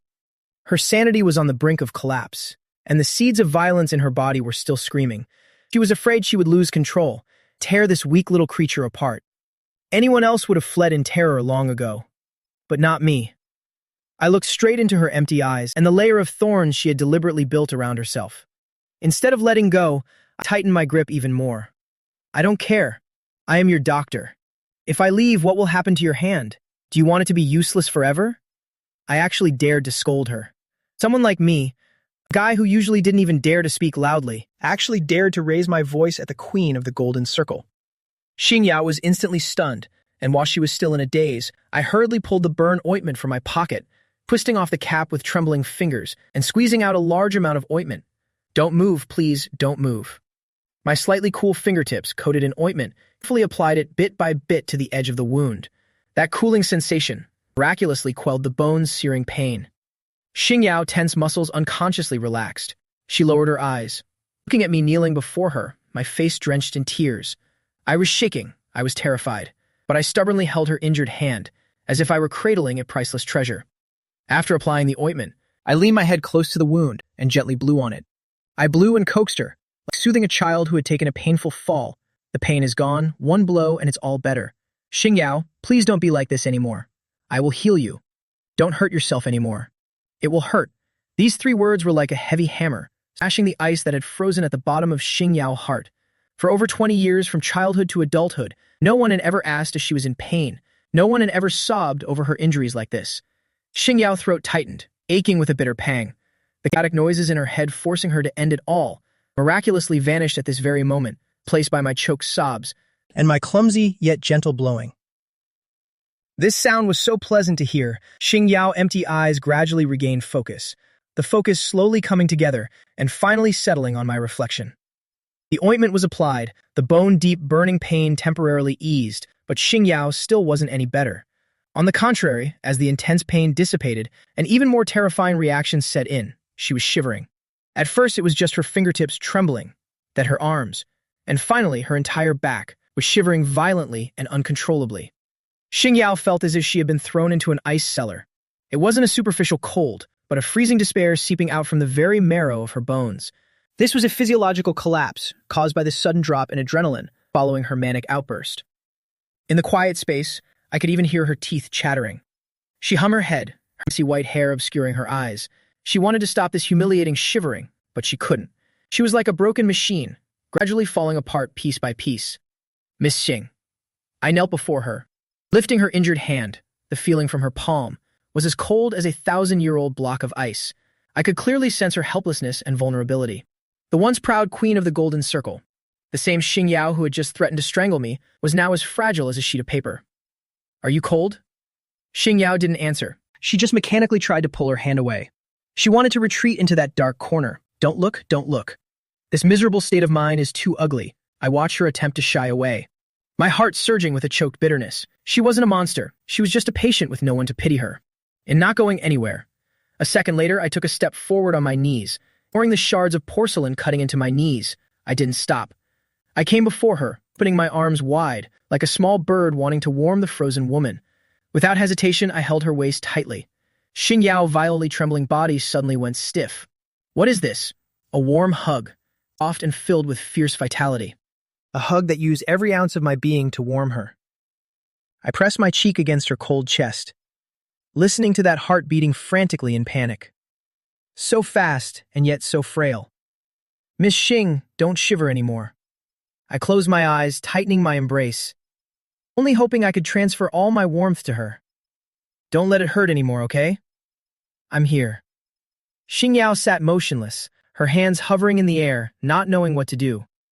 The voice in her head urging her to die suddenly went silent. The whole world now only held me. "You told me to get out, but I am your medicine." I looked up. There wasn't a hint of disgust or fear in my eyes. Such sincerity made her very soul tremble. How could I possibly leave? "I'm right here. I'm not going anywhere." These simple words were like a ray of light, tearing through the dark fog that had accumulated in her for over 20 years. At that moment, Xingyao felt something sprouting in her withered heart. Bone-chilling cold was gradually disappearing, replaced by a surge of hot energy. I didn't despise her at all. I had seen her maddest and most pathetic side, yet I still chose to embrace her. "Mugi." Xingyao softly called my name in a hoarse voice. Her eyes were terrifyingly red, but this time she didn't push me away. Her hovering hands trembled, slowly lowering to rest on my back. The moment my back felt the light touch of her fingertips, a long-absent, vibrant body temperature rushed wildly into her body.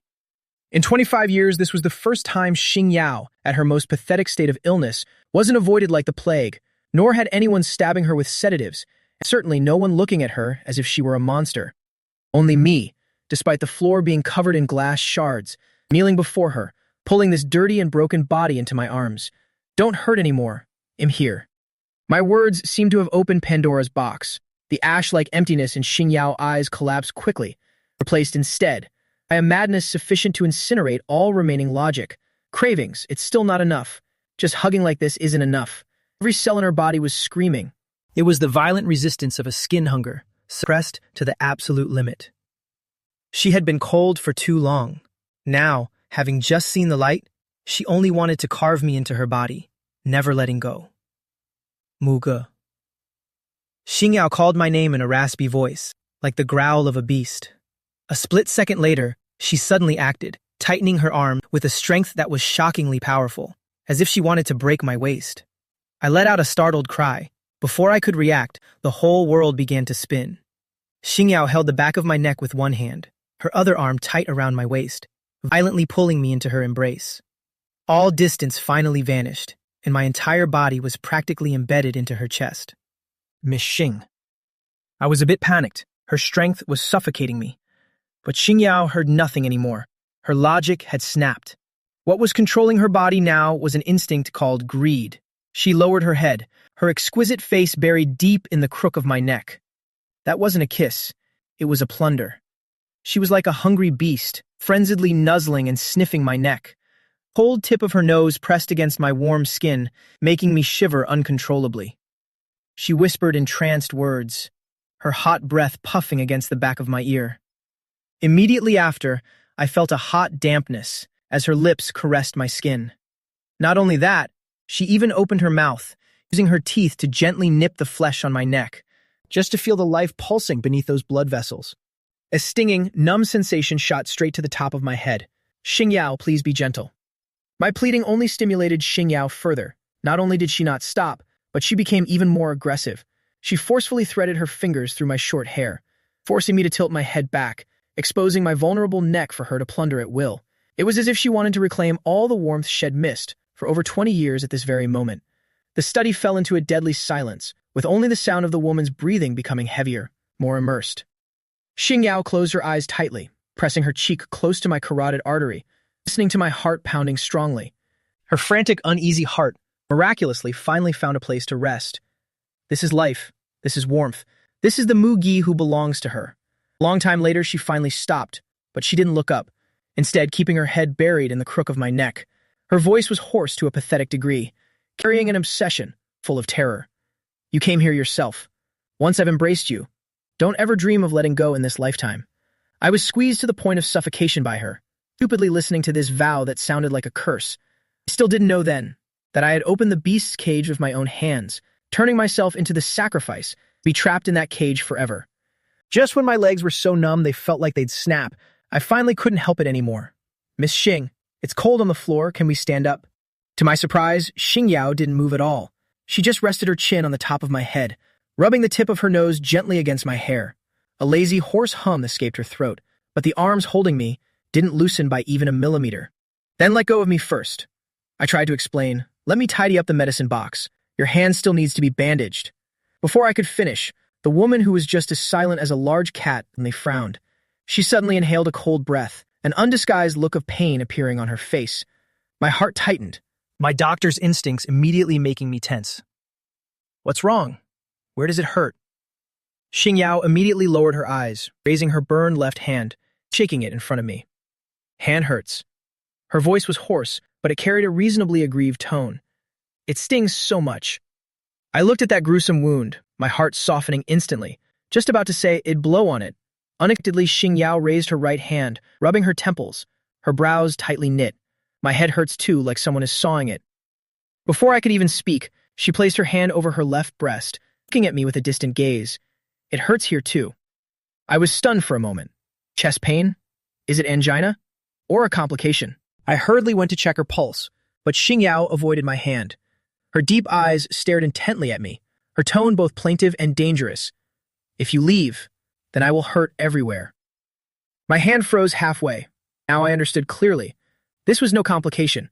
This was clearly playing a game of feigning injury. The decisive queen of the Golden Circle was now taking advantage of being a patient, blatantly demanding my attention. I'm not going, I sighed helplessly, coaxing a child. Let me help you to your room to rest.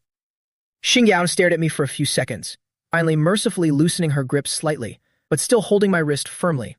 Support me. She extended her hand as if it were a given, and I accepted my fate as a crutch, struggling to help her stand up from the floor. Xingyao put nearly half her body weight on me, and we both stumbled out of the study, pushing open the heavy double doors of the master bedroom next door. A scent of cold cedarwood hit my nose. This was the first time I'd ever entered Xingyao's bedroom. Lie down and rest. I helped her to the bedside, and just as I was about to turn away, my wrist was suddenly seized. A surge of power followed, pulling my entire body down onto that large, soft bed. Before I could crawl back up, a hot body pressed close to me, long arms reaching out, wrapping both me and the blanket into her embrace. Miss Xing. I was scared out of my wits, flailing my limbs to crawl out. This is your bed. I have to go back to my room. Don't move. Xingyao held me tight from behind, her domineering long legs pinning mine down, locking my entire body in her arms. Sleep here tonight, she whispered in my ear, her breath puffing against the sensitive area of my neck. This is against the rules. Men and women should keep a distance. You are my medicine. Xingyao directly cut me off, with a very grand reason. If you're not by my side, what if the illness flares up in the middle of the night? Do you want me to die in pain? But, no buts. Xingyao buried her face in the crook of my neck, inhaling the scent of my body deeply. Sleep. She closed her eyes, her voice carrying a look of fatigue and ultimate satisfaction. I won't do anything to you. As if I believe you. You really aren't doing anything to me. But right now you're using both arms and legs, wrap around me like an octopus. What's that about? She domineeringly pinned my legs down, making it impossible for me to move. I was like a human body pillow, wondered by her to be her private property. I lay motionless in the darkness, my back pressed tight against her hot chest. Heaving breaths echoed in my ear, beat by beat, my heart racing from tension, somehow gradually synchronized with her breathing. She had fallen fast asleep, and only then did my rigid body slowly relax. I slightly tilted my head, and under the moonlight watched her sleeping face behind me. That face, usually so dark and cold, was now completely defenseless, her long eyelashes drooping, looking surprisingly somewhat obedient. She really treats herself like a baby, whispered softly, the fear in my heart also unconsciously dissolving. Never mind, considering how she hurt herself today, I'll just pretend to be a body pillow for one night. I let out a sigh, and in that woman's warm embrace, smelling the faint scent of cedarwood, I also accidentally drifted off to sleep before I knew it. But just as I fell asleep, the woman who was supposed to be sound asleep slowly opened her eyes. In the darkness, Xinyao's eyes were completely alert, without a trace of sleepiness.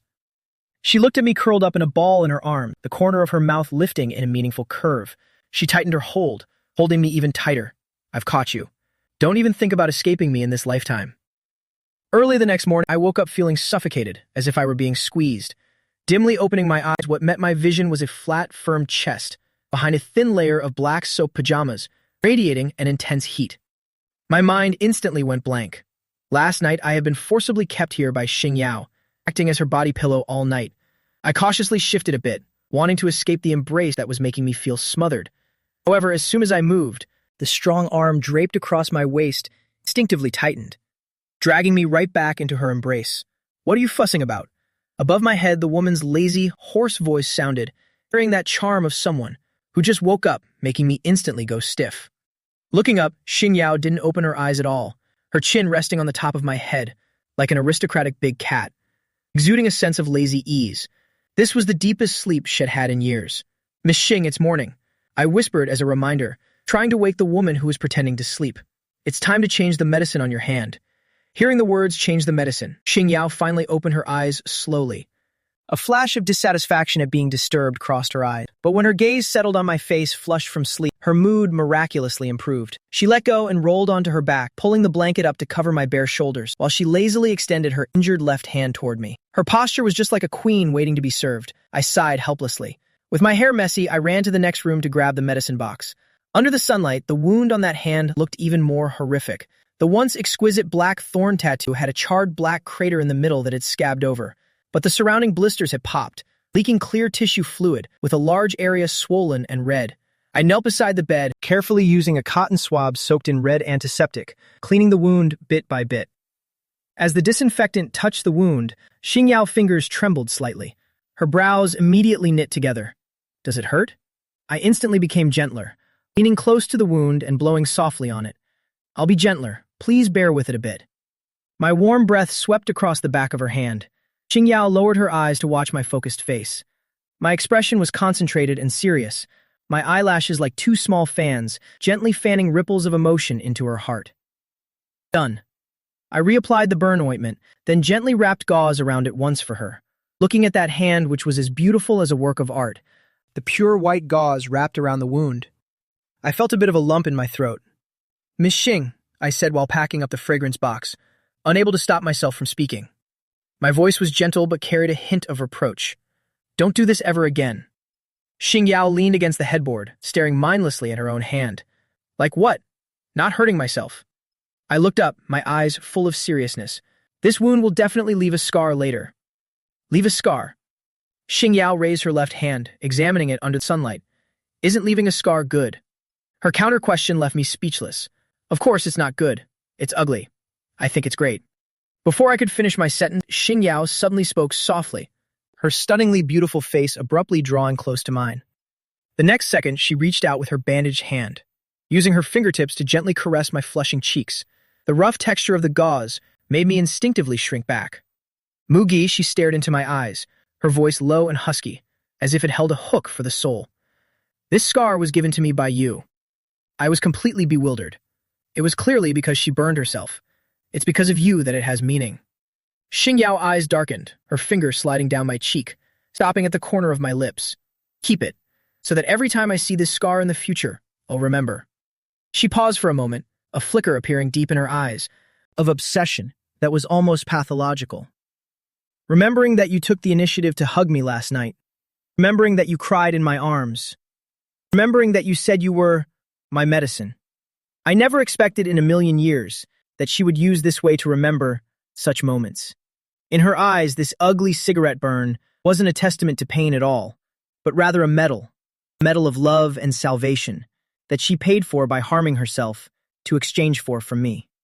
You're just making up excuses. I closed the medicine box. I'm going to decoct medicine for you. Saying that, I grabbed the medicine box and ran away as if being chased by a ghost. After I left, Xingyao leaned back against the headboard, watching my panicked retreating back, then looked down at the gauze on the back of her hand. She even felt a bit of regret. If she'd known doing this would make me throw myself into her arms, maybe she should have made the burn a bit deeper. The second day after the scar incident, the atmosphere in Xingyuan underwent subtle changes. In the study, Xingyao was different from usual, not approving any documents, but frowning in deep thought. The butler asked tremblingly, "Miss, is it because the soothing incense isn't working?"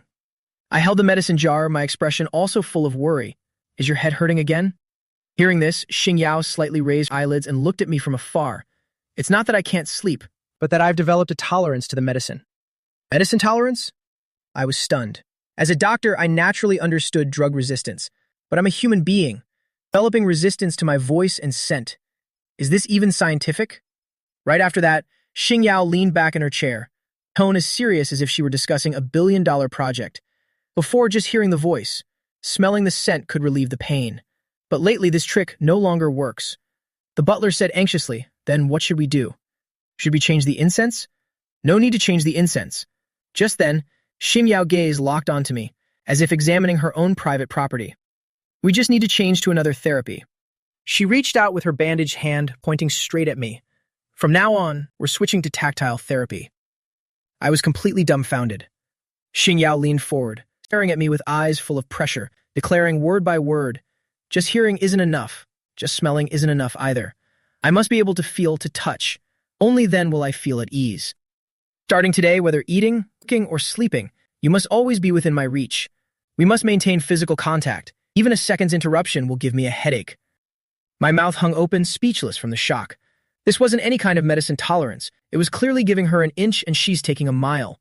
But in this place, Xingyao, word was the imperial decree. Thus, I was forced to begin the tragic life of a human-shaped ornament. At noon in the restaurant, I was forced to move from across her to sit by her side.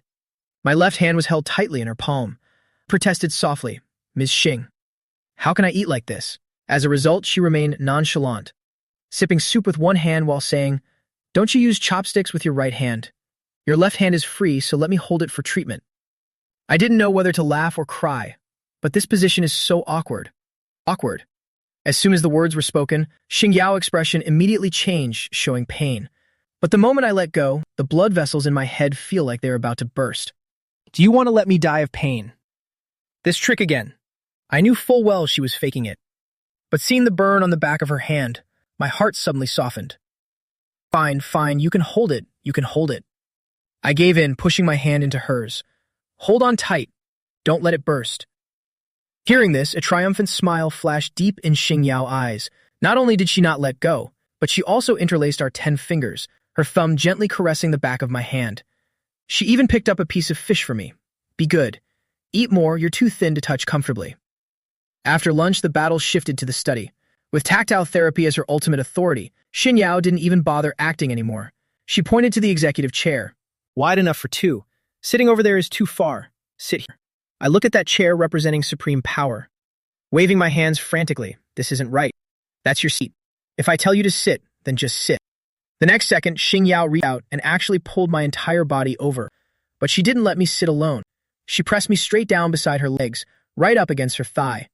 On one side was a contract worth tens of millions of yuan, but on the other side, her hand naturally rested on my waist, sometimes lightly squeezing my waist, sometimes stroking along my spine up to my short hair. I froze instantly, only able to clutch a stack of documents to hide my face, unable to read a single word. The body heat and fragrance of the woman completely surrounded me. The worst part was when I tried to move away a bit to breathe. Xingyao immediately stopped her pen. She turned her head, looking at me with eyes like a small abandoned cat, quietly watching me. Without saying a word, I understood the meaning in her eyes. Her head felt like it was about to explode. So I could only resignedly move closer, pressing tightly against her once again. Ms. Xing, can you really focus on work like this? The corner of Xingyao's mouth curled into an enchanting curve. Efficiency has doubled. She was telling the truth. With me as her ornament beside her, the speed at which she processed documents was actually twice as fast as usual. The next second, Xingyao tightened her embrace, pulling me deeper into her arms. Her chin rested on the crook of my shoulder, taking a deep breath of the medicinal scent on me. I'll take you with me everywhere from now on. Muji, prepare yourself mentally. Once you're my medicine, you must have the awareness of a pendant. Looking out the window, feeling the hand placed on my waist, I could only sigh helplessly. Soon, night fell. In the study, Xingyao had just finished a 4-hour transoceanic meeting, her face full of exhaustion. I immediately brought over a glass of warm water. She took a sip, lightly massaging her temples, her voice clearly revealing her fatigue. Go get the original files for the West Suburb land plot. I asked softly, where is it?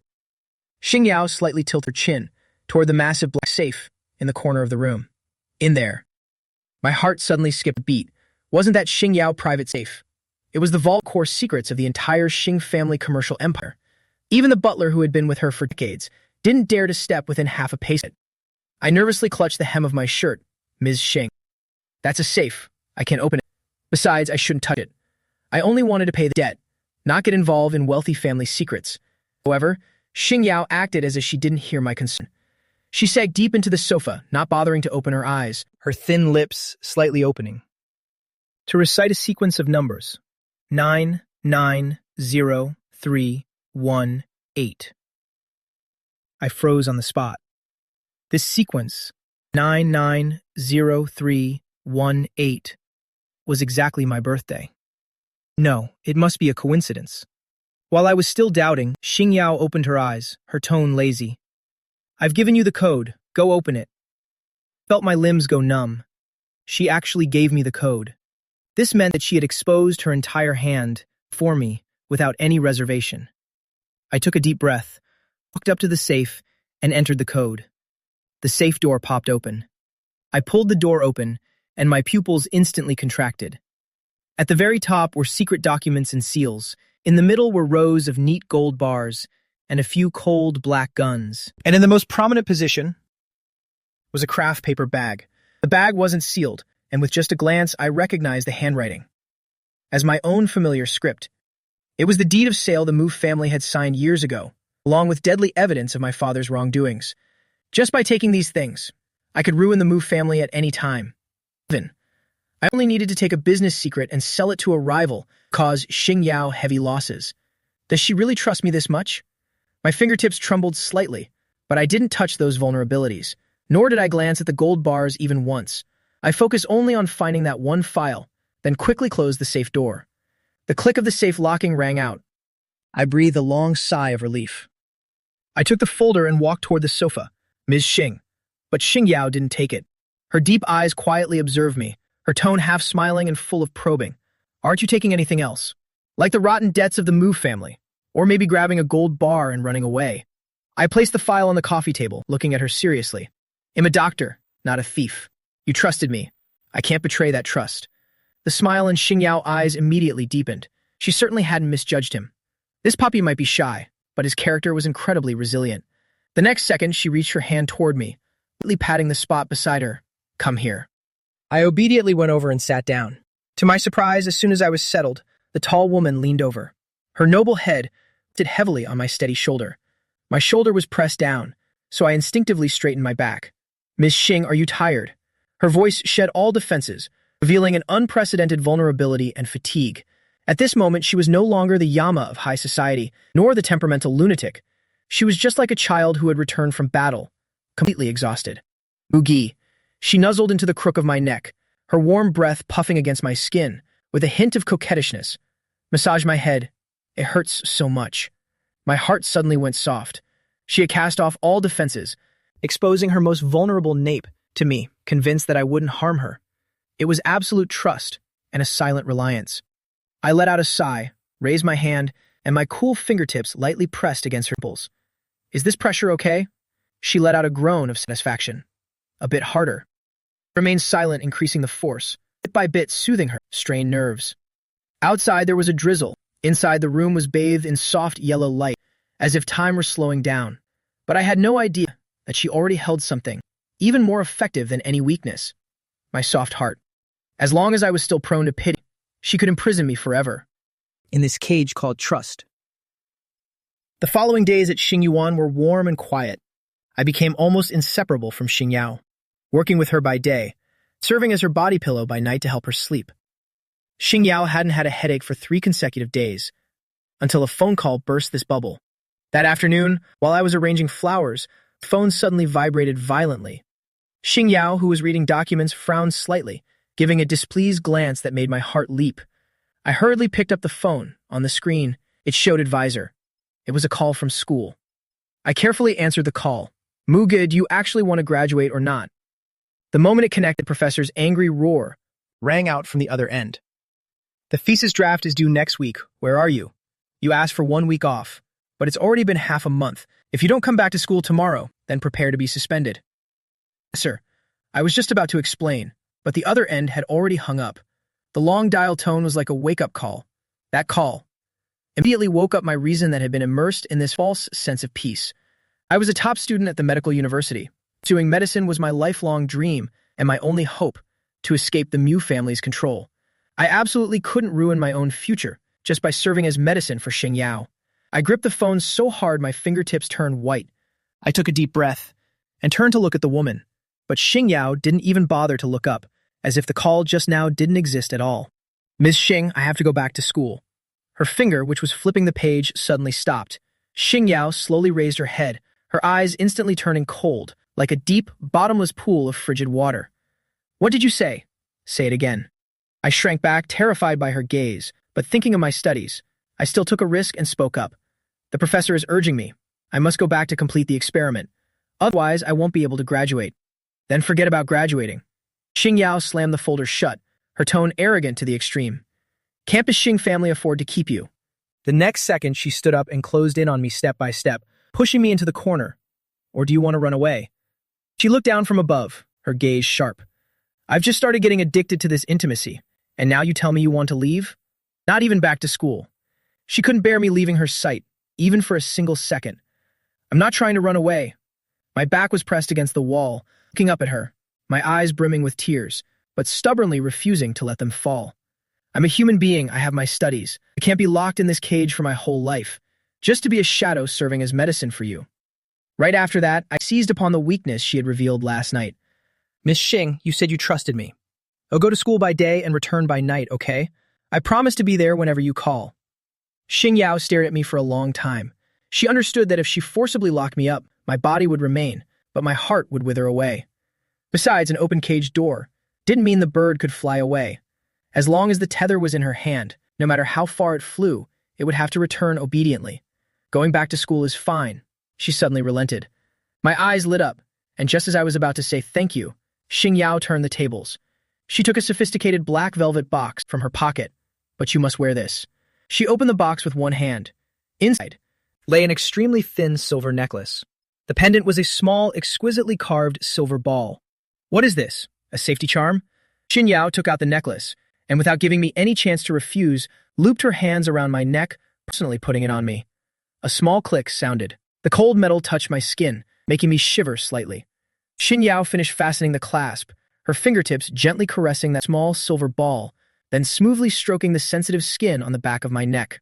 I had absolutely no idea that inside that tiny silver ball was a micro GPS device and a world-class high-definition eavesdropping device. Wherever I went, whatever I did or said, whoever I met, everything would be transmitted directly to her phone.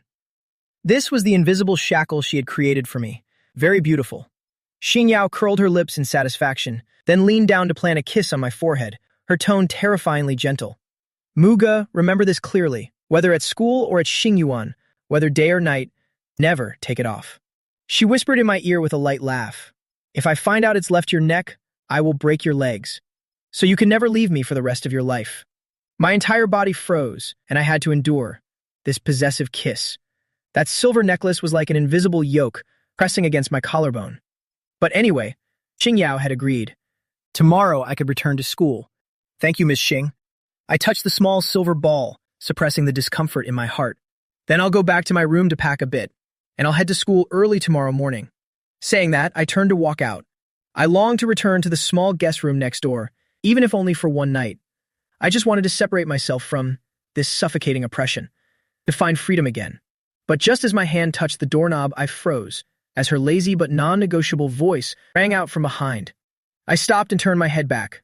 Xingyao was leaning back in her chair, her deep eyes observing me, as if she were calculating something. She slightly raised an eyebrow, her voice nonchalant. Back to your room to pack? Which room? I was stunned. The guest room next door. No need to go back there anymore. Xingyao stood up, her long legs striding toward me. The next second, she directly grabbed my shoulders, spinning my whole body around, to face the double black doors at the end of the hallway. That was her master bedroom. Starting today, move your things in there. She pointed to the door that symbolized the ultimate forbidden zone of Xingyuan, her voice as calm as if talking about today's weather. I started to panic. We're right next to each other, just separated by a single wall. I can run over immediately whenever needed. This was ridiculous. That was the master bedroom. I'm just a medicinal debt slave. How could I stay in there? Did she think of me as someone to serve her in bed? Facing my protest, Xingyao acted all reasonable again. Her eyes even showed a look of, why don't you understand? Anything at all. The room next door is too far. I looked clearly confused. The two doors are less than 3 meters apart, yet you call that far? What if in the middle of the night, my condition flares up and my head hurts like a hammer? Xingyao waved a finger in front of my face and started spouting nonsense with a straight face. You'd have to crawl out of the next room, put on shoes, open the door, run over here, and then push open my door. This process takes at least 15 seconds. She took a step closer, her tall figure completely looming over me. Muji, do you know the pain when bipolar disorder relapses? Every passing second feels like being flayed alive. Being 15 seconds late. She gave a cold laugh. Her fingertips lightly touching my forehead is enough for me to suffer through agony on the bed. My mouth hung open, speechless. What kind of crazy logic is this? Just to save those 15 seconds, I have to sacrifice myself. But there were no buts. Xingyao lost her patience and snapped her fingers. The butler behind her immediately led 2 maids and pushed open my guest room door. Xingyao coldly uttered a single word. As a result, the moving process was incredibly fast. In less than 10 minutes, all of my belongings had been moved completely into that room. The master bedroom was thick with a feminine scent. When I was forced to stand on the carpet of the master bedroom, my whole body was as stiff as a board. Absolute darkness, in that extremely cold atmosphere, lingered Xingyao unique scent. Her overbearing presence filled every inch of the space. But at this moment, within this cold and oppressive color tone, a very out-of-place color suddenly appeared. On that large black bed big enough for 3 people, sat a blue checkered pillow. On the nightstand, there also appeared a blue fish-shaped medicine bottle and several ancient books on Eastern medicine, along with a water cup printed with a cartoon bear. Black and blue, cold and soft, this strong visual contrast looked both mismatched and strangely suggestive, like a white rabbit lost in a wolf's den, forced back to the nest by the alpha wolf. Not bad, Xingyao glanced around, her gaze stopping on that blue checkered pillow. For 2 seconds, a flash of satisfaction flickered in her eyes. She turned around, looking at me standing there awkwardly, not knowing what to do. "What are you just standing there for? Go take a shower." She turned her head, her gaze slowly sweeping over me, as if implying something. "Wash yourself thoroughly. Don't bring that 10 cent from earlier onto my bed. I want to have a good night's sleep tonight." The bathroom door closed, and the sound of water started. I stood alone before the giant black bed. I looked at my blue checkered pillow, looking so pitiful, and wanted to cry, but no tears came. I finally understood. What convenient treatment. What saving 15 seconds. This was clearly an excuse to live together. My nights now belong entirely to this madwoman. The night fell deeply, and only the dim yellow light from the bedside lamp remained in the master bedroom. After showering, I stood before that large black bed, struggling with my thoughts for a long time. The bed was very wide, and Xingyao had already lied down, leaning against the headboard, flipping through an English book. Under the light, she lost some of her daytime sharpness, adding a touch of homestyle laziness. "What are you standing there for?" Xingyao didn't even bother to look up, her voice indifferent. "Are you waiting for me to invite you up?" I swallowed and sluggishly crawled onto the bed, but I didn't dare look at the center of the bed. Instead, like a gecko, I clung to the outermost edge of the bed and lied down. Half of my body felt like it was hanging in mid-air between the two of us. It was a boundary I had unilaterally drawn. I clutched the corner of the blanket, my voice tense. "Miss Xing, sleeping posture isn't very good. At night, I often kick the blanket and grind my teeth. I think it's best if I stay at the edge of the bed." Xingyao page turning stopped. She closed the book, leaned over, propping her head up with one hand, and looked at me meaningfully. "Bad sleeping posture?" She raised an eyebrow, a hint of mockery flashing in her eyes. "When I fell asleep in the study the other day, weren't you very well behaved?" My face flushed, and I took a risk and lied. That was only during the day. At night, I often sleepwalk and practice martial arts. Xingyao chuckled, her laugh carrying an amused tone as if she had seen through everything. Fine. She didn't expose me. Instead, just absent-mindedly reached out and turned off the bedside lamp. Click. The world instantly plunged into darkness. I breathed a sigh of relief, thinking that this obstacle was finally cleared. However, at that exact moment, the rustling of fabric rubbing sounded in the dark, and immediately after, a long, burning, and powerful arm reached out without any warning, wrapped tightly around my waist with pinpoint accuracy. The next second, Xingyao pulled her arm back, dragging me from where I was cowering at the edge, body blanket and all toward the inside. "Miss Xing, what are you doing?" I struggled in a panic, my hands against her trying to push away. "Don't move." Xingyao's voice sounded right in my ear, low, husky, and carrying a hint of sleepiness. She gave me absolutely no chance to escape, like an overbearing octopus, using both her arms and legs. In an instant, she completed a smooth, locking maneuver. A pair of slender legs pressed down on mine, one arm tightened around my waist, and the other arm slid under my neck, serving as a pillow for me. It was so tight that there wasn't a single gap left. My whole body was embedded against her chest, forced to become her exclusive body pillow. "Xingyao, I can't breathe like this." Hearing that, instead of letting go, Xingyao pressed closer and lowered her head further. She buried her face deep into the crook of my neck, like an addict greedily inhaling the light herbal scent from my body. It was the only antidote that could calm her brain. Feeling me still squirming, Xingyao tightened her grip, whispering a dark threat in my ear. "Move again, and I'll throw you to the wolves behind the mountain." My entire body froze, not daring to move even a centimeter. I knew very well how fierce the barking of the Tibetan mastiffs behind the Xing family mountain was. The person in her arms finally settled down, and she smiled softly, a satisfied smile appearing at the corner of her lips. But her embrace carried a sense of cherished care, like a wicked dragon guarding a newly stolen gemstone. Surrounded by the scent of medicine, with her body temperatures merging, the irritability that had tormented her for over 20 years miraculously vanished at this moment. "Good night, Muji," she murmured in the darkness. Her breathing quickly became deep and steady. While I was forced to be a human pillow all night, listening to the calm heartbeat behind my back, only able to weep silently in my heart. "You call this treatment? She's clearly treating me like a giant doll." I slept very deeply, but also very exhaustingly. In my dreams, I was like a small boat in the ocean, tightly wrapped by warm but heavy seawater, with no way out. 7 a.m. My biological clock woke me up on time. The first sensation upon waking was intense heat, followed by a suffocating feeling of being bound, as if being coiled by a giant python. In a daze of discomfort, I tried to turn over, but found I couldn't move at all. I struggled to open my heavy eyes, only to see a patch of snow-white skin. Immediately, memories of last night flooded back. Being forced onto the bed, being locked against her chest, being used as a body pillow. I woke up completely, instinctively wanting to retreat, but as soon as I moved, I realized with shock just how bold my posture was right now. This is truly outrageous. Last night, I was the one being unilaterally pinned by her, but now I was like a koala, clinging to Xingyao with all my limbs. One leg was draped boldly across her waist, both arms were tightly hugging her neck, and my cheek was pressed firmly against her chest too. Where's the coercion in this? And clearly the one throwing myself into her arms. It's over, I screamed internally, breaking out in a cold sweat. Last night I said my sleeping posture was bad, that I sleepwalk and practice martial arts, but the result is that I've turned into an octopus. How devastating. If this clean freak madwoman finds out, I might get thrown straight off the bed. I have to retreat while she's still asleep. I held my breath, my movements extremely gentle as I slowly tried to pull my leg back. 1 centimeter, 2 centimeters. Just as I cautiously raised my head to check if Xingyao had been woken up, my gaze unexpectedly met a pair of fiery eyes, as deep as an abyss. Boom. My mind felt like a firework had exploded. Xingyao is awake. No, to be precise, she had been awake for a long time. She was leaning against the headboard, one hand behind her head, while the other hand still rested on my waist. Those long, narrow phoenix eyes weren't the least bit relaxed. On the contrary, they radiated an alarming sense of joy. She just stayed silent like that, staring at me intently. Who knows for how long? 1 minute? Or an hour? In the morning sun, her gaze was deep, as if observing a prey that had fallen into her trap.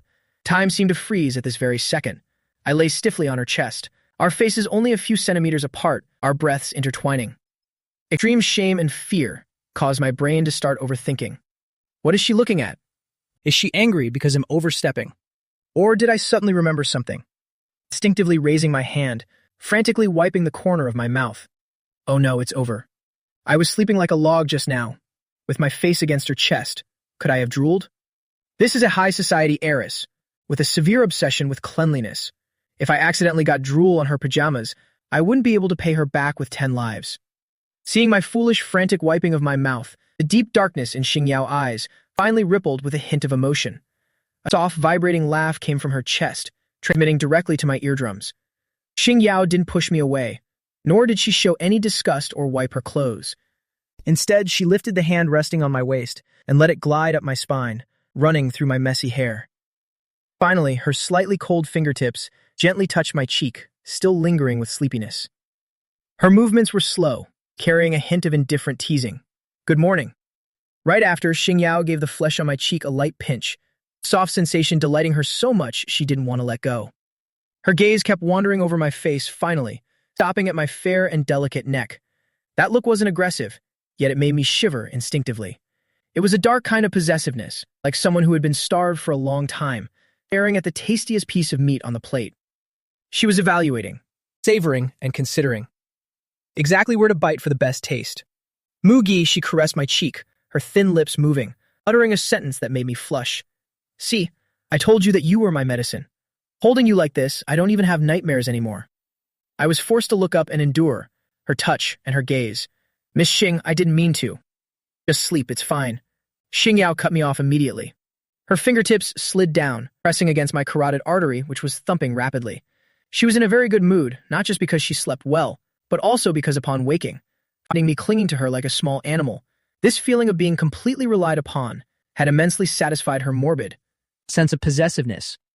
Since you're awake, Xingyao finally let go of me but patted my head, as if ordering around a puppy.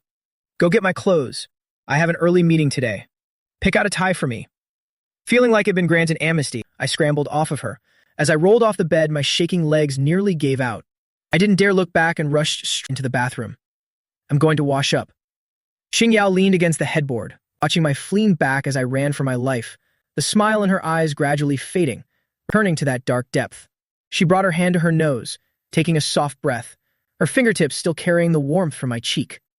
This faint herbal scent was so pleasant. Xingyao licked her dry lips, her breathing faltering for a split second, unnoticed by anyone. This puppy seemed to be captivating her more and more, not just simply wanting to hold him while sleeping, but she was even starting to greedily want more than that. The third day of sharing a bed, and I felt like I was on the verge of a nervous breakdown. I thought after overcoming the fear of the first night, I would gradually get used to it, but reality proved that trying to get used to an aggressive woman who clings to me like an octopus every night was truly too great a challenge for my willpower. Not to mention our body heat was too high when embracing, even with the air conditioner on. Her body pressed against my back was still as hot as a heater. It was now 11 p.m. The room was submerged in quiet darkness. Xingyao hugged me from behind as usual. Her arm was draped across my chest, with her hand resting casually on my lower abdomen. Her chin rested on the top of my head, and her warm breath brushed against the back of my neck. Every single breath felt like a feather lightly grazing my heart. It was itchy and hot, making me as stiff as a log, not even daring to breathe heavily. Because I discovered that, with just a slight movement, I would touch the firm and soft curves of the woman behind me. That feeling was too real, too suggestive, making my mind a complete mess. I could hear my heart beating wildly, so fast it felt like it might jump out of my chest. Oh no, I suddenly remembered, Xingyao has sound hypersensitivity. In this dead silent middle of the night, with my heart thumping like a drum, would it be too noisy for her? Would she think I have bad intentions toward her? No, I must calm down. I closed my eyes tightly, took a deep breath, and forced myself to divert my attention. I started reciting the driest, most obscure contents in my memory. The Yellow Emperor's inner canon, the heart, the monarch's official, from which spirit brilliance emerges. The lungs are the assisting officials, from which governance and regulation emerge. I kept reciting the difficult ancient texts over and over, tending to use the dryness of academia to extinguish the fire burning in my heart. Form is emptiness. Emptiness is form. That is a patient. That is a creditor. That is a madwoman, not a woman. Just as I was engrossed in reciting, and my heartbeat had somewhat stabilized, the woman behind me, who should have been fast asleep, suddenly moved. A hand resting on my abdomen actually started moving upwards slowly, finally stopping accurately right over my chest. Through the thin pajama fabric, the intense beating inside was clearly felt. I was startled, my entire body instantly tensing like a bowstring. What are you reciting? Xingyao's voice suddenly rang in my ear. Her lips were almost touching the rim of my ear. Her voice was low and husky, carrying the tone of an awakened monarch. I see your mouth moving incessantly. Are you reciting a curse against me? I felt my scalp tingle, quickly denying, no, I wouldn't dare curse you. Then what are you doing? Her hand not only didn't leave, but also used her fingertips to lightly press on my left chest, as if checking my heart rate. Your heart is beating so fast. Surely you're doing something shady. My face showed clear helplessness. To cover up those difficult thoughts of mine, I had to seriously tell a lie. In memorizing medical books, Xingyao raised an eyebrow, clearly not expecting this answer. I gulped, trying to act professional. Eastern medicine believes the heart governs the spirit. I was feeling a bit restless just now, so I recited the inner canon, calmed down so I could sleep easier. Exactly, just to sleep easier. If I recite until I'm sleepy, I won't feel stressed. However, Xingyao chuckled in the dark. She could easily sense my stiffness and tension. That shyness blended with the herbal fragrance, causing something to ignite within her. Reciting medical books? How interesting. You're truly an adorable and clumsy fool. Is that so? She moved even closer, her nose almost touching my cheek. What medical book is so magical? Next, her fingers slid down from my cheek, casually pinching my earlobe, playing with it with her fingertips. As it happens, I can't sleep either. A second later, she leaned in and ordered. I was stunned while Xingyao calmly said, "Didn't you say it helps with sleep? Since it's your medicine, then share it. Read it out loud for me." But that stuff is really boring. Just one word from her silenced all my resistance. I had no choice but to start stuttering through the text in her arms, in the middle of this hormone-heavy night. The Yellow Emperor asked, "I have heard that in ancient times there were true men who grasped heaven and earth and held yin and yang in their palm." My voice trembled with tension. The ancient texts, originally serious and dry, when coming from my mouth, suddenly took on a different flavor, like the rains in Jiangnan, both clear and soothing. Xingyao closed her eyes, her chin resting in the hollow of my shoulder, listening for a while, and the corner of her mouth curved up even more. This didn't seem like reading medical books anymore. It was clearly more like whispering passionate, sweet words. My voice grew softer and softer as I read, because I realized that the woman behind me's breathing had become more regular and steady. It seemed she had really fallen asleep. The hand playing with my ear also gradually stopped. I let out a soft sigh of relief and stopped the recitation. But just when I thought the storm had passed and was about to sneak away a bit, the hand on my waist suddenly tightened. The woman still didn't open her eyes, only murmuring something as if talking in her sleep. The heart governs the spirit.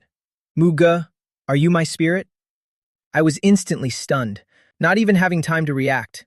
She buried her face a little deeper and fell into a deep sleep, leaving only me in the dark night with a heart beating wildly like thunder. In the blink of an eye, autumn had arrived in Jingcheng. A pitch-black Maybach slowly pulled up in front of the University of Medicine, attracting countless curious stares.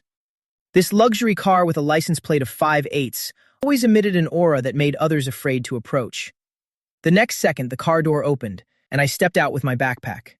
The long, familiar school atmosphere filled my chest, blending the scent of green grass with the sounds of lively laughter. There was no longer the suffocating oppression of Xingyuan, nor the bitter smell of medicine enclosing the room. At that moment, I even had the illusion that I was truly free. However, the phone in my pocket suddenly vibrated. I took it out to see a short message. Don't take it off. Be obedient. 4 simple words like a bucket of cold water, instantly dousing the joy that had just begun to spark in my heart. Instinctively, I reached up and touched my collarbone. Under my collar, the cold silver necklace is still pressing tightly against my skin. That exquisitely carved silver sphere is like a soulless eye, coldly observing me through the fabric of my clothes. This isn't just jewelry. It's a dog collar, the mark that Xing Yao has stamped onto me. Constant reminder that even if I fly away from Xing Yuan, I'm still just a toy in the palm of her hand. I take a deep breath, trying to suppress the feeling of suffocation. The early autumn weather isn't cold at all, yet I'm wearing a beige scarf around my neck. This outfit makes me look out of place in the crowd, but I have no other choice. That necklace is far too conspicuous. If I don't hide it, someone realizes there is a micro-device hidden inside. The consequences would be unimaginable. I tighten my grip on my backpack straps, bow my head, and walk quickly toward the dormitory. A moment later, I push open the door to dorm room 302. The chatter in the room suddenly dies down. A rich young master decked out in designer brands. Ling Shan glances at me through the mirror, his tone dripping with mockery and sarcasm. Isn't this our great male god, Mu Gi, our missing person of interest? We thought you dropped out to become a son-in-law to some wealthy family. I pause for a beat, then force a smile. There were some things at home. I offer a brief explanation and walk toward my bed, starting to tidy up my things. Family business, huh? But Ling Shan turns around, his eyes scanning me like spotlights. Finally, they stop at that out-of-place scarf. Mu Gi, that Maybach downstairs just now dropped you off, didn't it? I saw everything. Hearing that, my other 2 roommates also look over. Their gazes immediately turn complicated. I was once the school's pure male god, but that car is worth at least tens of billions. I vaguely explain it's a relative's car. Relative? Ling Shan snickers. He stands up and walks straight over to me. He reaches out to touch the scarf. Which relative is so generous? Why are you wearing a scarf in this weather? Are you hiding something on your neck? Don't touch it. I react violently, suddenly taking a step back, clutching my neck tightly. My movement is so abrupt, the atmosphere instantly becomes awkward. Ling Shan's arm freezes mid-air. His expression darkens. It's just a scarf, isn't it? Why are you acting so guilty? At that moment, because I moved too sharply, a corner of the scarf unexpectedly slips down. A section of the silver chain and the exquisite silver sphere are exposed just like that. Although it's only for a fleeting second, Ling Shan manages to see it clearly. He stands there stunned. He's a worldly young master. One look and he knows that necklace is no ordinary piece. The unique silver material and top-tier craftsmanship suggest it's definitely a high-end custom piece. Mockery in his eyes immediately turns into envy and scrutiny. Muji, this relative of yours treats you incredibly well. This necklace is probably enough to pay for 4 years of tuition for our entire dorm room, right? The surrounding air suddenly turns heavy, filled with intense envy. All the suspicious and judgmental gazes feel like needles pricking my skin. I tightly cover the small silver sphere. It's radiating a faint heat in the palm of my hand. I don't dare speak, because I know all too well that terrifying woman is wearing headphones. On the other side of the city, she is coldly listening to everything. I can only bow my head, lie with a trembling voice. This is a fake. I just bought it at a roadside stall, cover up a scar.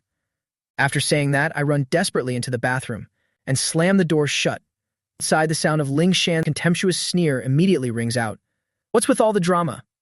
I hear Lingshan's mocking words from outside, and my weak body slides down against the door. I reach up and touch the cold necklace. They all envy my luxury cars and expensive jewelry, but they don't know that this isn't a better life. It's clearly dancing on the edge of an abyss while wearing chains. And the woman holding the other end of that chain, currently hiding in the shadows, monitoring my every move. Scene cuts to the medical university's lab building. The faint smell of disinfectant is, to me, the breath of a freedom lost long ago. Wearing my white lab coat, I focus intensely on the microscope. Right then, a clear female voice calls out, "Muga, look at this data." It's Senior Hua from my research group, a well-known, talented woman on campus. She naturally approaches with her notebook, pointing at the computer screen. The activity response here is higher than expected. The core argument of your thesis is now established. Really? My eyes light up, and I immediately lean in closer. Focused, our heads are pressed close together. I don't notice at all that our shoulders are almost touching. Fantastic. I look at the perfect numbers and smile happily from the bottom of my heart. Thank you, Nuna. Thanks for keeping an eye on things for me. Otherwise, I really wouldn't have known what to do. Pure and radiant laugh, carrying the warm breath of a young man. Wall looks at the smiling face right next to her, her cheeks blushing slightly. It's nothing. Just treat me to milk tea some other time. The atmosphere is harmonious, even flickering with a hint of youthful romance. But the moment I'm about to nod in agreement, the phone in my pocket suddenly vibrates violently without warning. That vibration is like a frantic alarm bell, instantly shattering the beautiful moment. The smile on my face freezes instantly. I take out the phone. There's no name saved on the screen, just a dark string of numbers etched deep into my mind. It's Xing Yao. My heart tightens painfully. It's 3:10 in the afternoon. She's usually in meetings right now. Why is she calling all of a sudden? Sorry, Nuna, I need to take this call. I take the phone and walk quickly to the corner, then cautiously press the answer button. Hello, Miss Xing. I deliberately lower my voice. However, there is only a suffocating, deathly silence on the other end. It's not until 3 seconds later that a cold voice, void of any warmth, echoes through the earpiece, making the blood in my veins turn to ice. A woman? I shudder violently, and the phone nearly slips from my hand. How does she know? I just answered the phone. How does she know? The person I was just talking to is a woman. I instinctively reach for the small silver sphere between my collarbones. The moment my fingertips touch it, I feel the metal ball slightly heating up. Eavesdropping. This is a high-resolution, real-time listening device. She hasn't been resting at all. She's wearing headphones, monitoring every sound on my end. My conversation with Senior Hua, my laughter, and even her breathing have all been transmitted directly into her ears, not missing a single word. It's a senior. My throat feels dry, and my voice is trembling uncontrollably. We're just discussing experimental data. Get away from her. Xing Yao cuts off my explanation immediately. Her tone is very calm, but the underlying violence in that composure sends a chill down my spine. 3 meters? No, make it 5. She issues ridiculous commands from the other end. Now step back immediately. I don't dare disobey, like a puppet on a string. Holding the phone, I take a few stiff steps back, until my back hits the cold wall. I whisper, I step back. I feel so helpless. Is this what she meant by returning to school? My body might be out. My soul is still chained to her side. I try to fight for myself, for a bit of normal social freedom. Miss Xing, we were really just looking at data. Muga. Xing Yao voice carries a hint of extreme disgust and irritability. It's a sign that her auditory hypersensitivity is flaring up. It's not that I'm forbidding you from talking, she snickers on the other end, offering a morbid reason. It's that woman's voice. It's hideous. That sugary, flirtatious tone sounds like nails scratching a chalkboard. She pauses for a moment, her voice tinged with pain. It's so noisy it makes my eyes ache. I'm instantly speechless. Senior Hua is a campus radio announcer.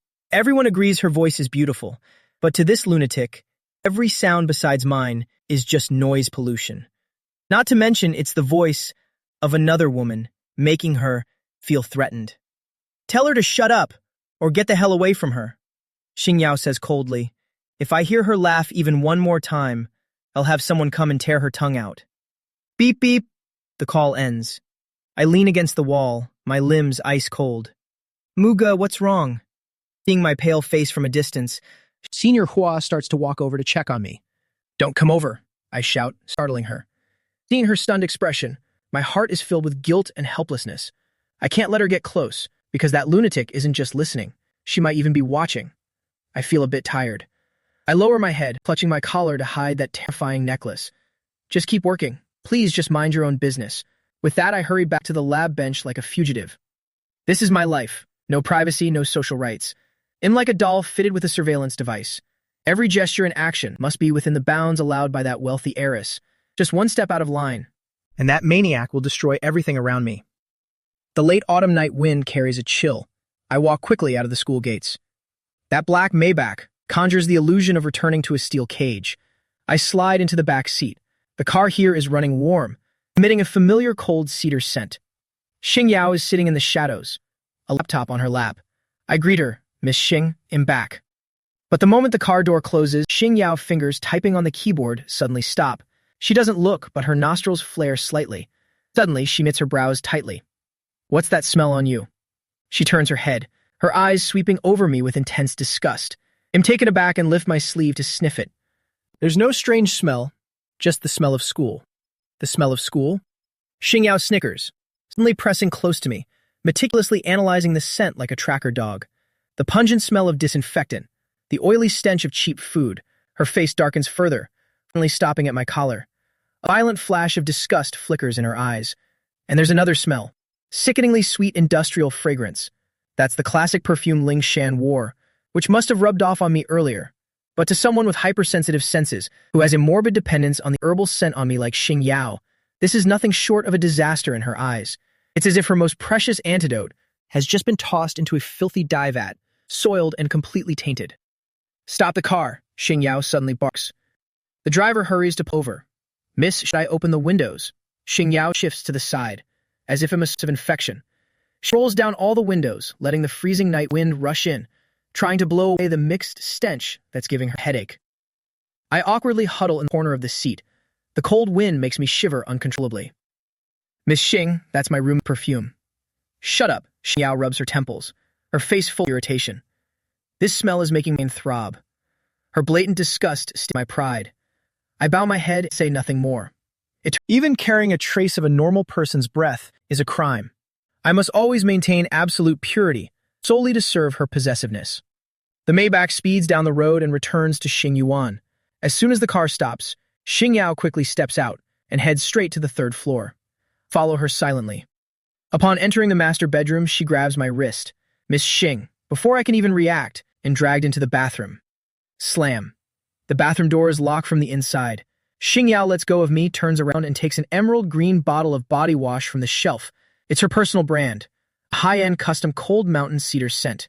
"Take it." She thrusts the bottle into my arms, so hard it makes my chest sting. "Go take a shower." Xing Yao points toward the shower stall, looking down at me from above. Her gaze is terrifyingly overbearing. "Wash away all those chaotic smells on your body. Scrub yourself clean for me. The disinfectant, the grease, and that damn woman's scent, and that perfume. Everything must be gone." I clutch the bottle and bite my lower lip. I was planning to shower anyway, then take a long one. Xing Yao takes a step closer, pinching my chin. Her eyes are predatory, as if she wants to tear me apart. "You come out after your shower, and I smell even a hint of something else." She leans in close to my ear, whispering a fierce threat. "Then don't even think about getting into bed tonight. Go sleep on the floor on the balcony." With that, she turns and leaves. Only the hazy steam remains. I have no other choice but to turn on the shower and let the hot water pour over my body. Half an hour later, I change into clean pajamas and step out. The lights in the bedroom have been dimmed. Xing Yao is leaning against the headboard, her eyes glued to the bathroom door. Seeing me emerge, she sets her book down. "Come here." She beckons me over, as if calling a puppy that just had a bath. I obediently approach and kneel beside her. A second later, Xing Yao can't wait any longer and pulls me into her arms. She buries her head in the crook of my neck, taking a deep, forceful breath. This time, there's no pungent disinfectant, no cheap fragrances, only the warm, milky scent of my body, mingling with her dense, cold cedar aroma. My whole body is saturated with her essence. That familiar sense of peace instantly soothes all her irritability. Xing Yao's rigid body relaxes completely. She closes her eyes, nuzzling my neck, a morbid smile playing on her lips. This is how it should be. She tightens her embrace, locking me against her chest. Her voice becomes hoarse and languid. "Uji, remember this scent well. You are mine. From now on, you're not allowed to bring Everyone else's smell back here. I don't like it. I lean against her chest, smelling our 2 scents intertwining. A sense of desolation rises in my heart. I have been scrubbed clean. Inside this cage, I have finally returned to being a dose of medicine, pure and perfect. 2 in the morning. Outside the window, a fierce wind howls. While I'm sleeping in a daze, I suddenly feel the heat beside me shifting. Xing Yao is trembling. At first, it's just slight shivers, but very quickly, trembling becomes violent and uncontrollable, making the entire large bed. Miss Xing. I startle awake, instinctively reaching out to touch her arm. Where my hand touches her, she feels damp and cold. She's covered in cold sweat. The woman who was so warm just moments ago is now like an ice block pulled from freezing water. Don't. From the darkness, her choked, broken murmurs ring out, filled with absolute terror. Don't, father, don't. My heart feels like it's being squeezed. I clearly hear her screaming, don't. It's rumored in high society that on Xing Yao's 10th birthday, her father died right in front of her eyes, in an accident at the Xingxi Group building. That nightmare has haunted her whole life, the source of her loneliness and madness. And now she's dragged back to that tragic afternoon once again. A sound escapes Xing Yao's throat, a groan like that of a dying, wounded animal. Her hands flail wildly in the air. Her knuckles crack. She wants to grab the falling figure, but she can't catch him. In her dream, there's only the howling wind, only painful memories, and the final, desperate gaze of her father. That feeling of helplessness and fear seems to tear her apart. Seeing her face contorted in pain, a deep sense of pity rises within me. At this moment, she isn't the powerful heiress anymore, but just a pitiable girl trapped in a nightmare, weeping and begging her father not to leave this world. Xing Yao. I sit up abruptly and, regardless of everything, pull her trembling shoulders into a tight hug. Wake up. Xing Yao, wake up.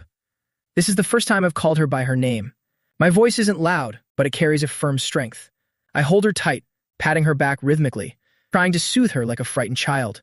It's just a dream. None of it is real. Don't be afraid. The next second, Xing Yao snaps awake. In the moonlight, I see her usually overbearing eyes now empty and soulless.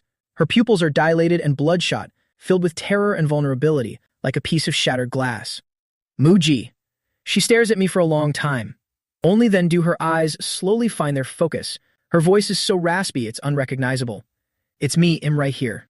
I answer quickly, using my sleeve to wipe the cold sweat from her forehead. You just had a nightmare. It's okay now. Xing Yao gasps for breath, her chest heaving. But she sees clearly now, there's nothing scary in front of her. No tall buildings, no silhouettes. Only a young man with messy hair, looking at her with deep concern. He is so warm, a real person of flesh and blood. Moments later, Xing Yao seems drained of all strength and collapses forward.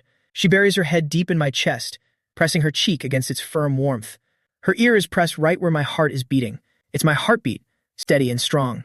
This warmth is more effective than any soothing music.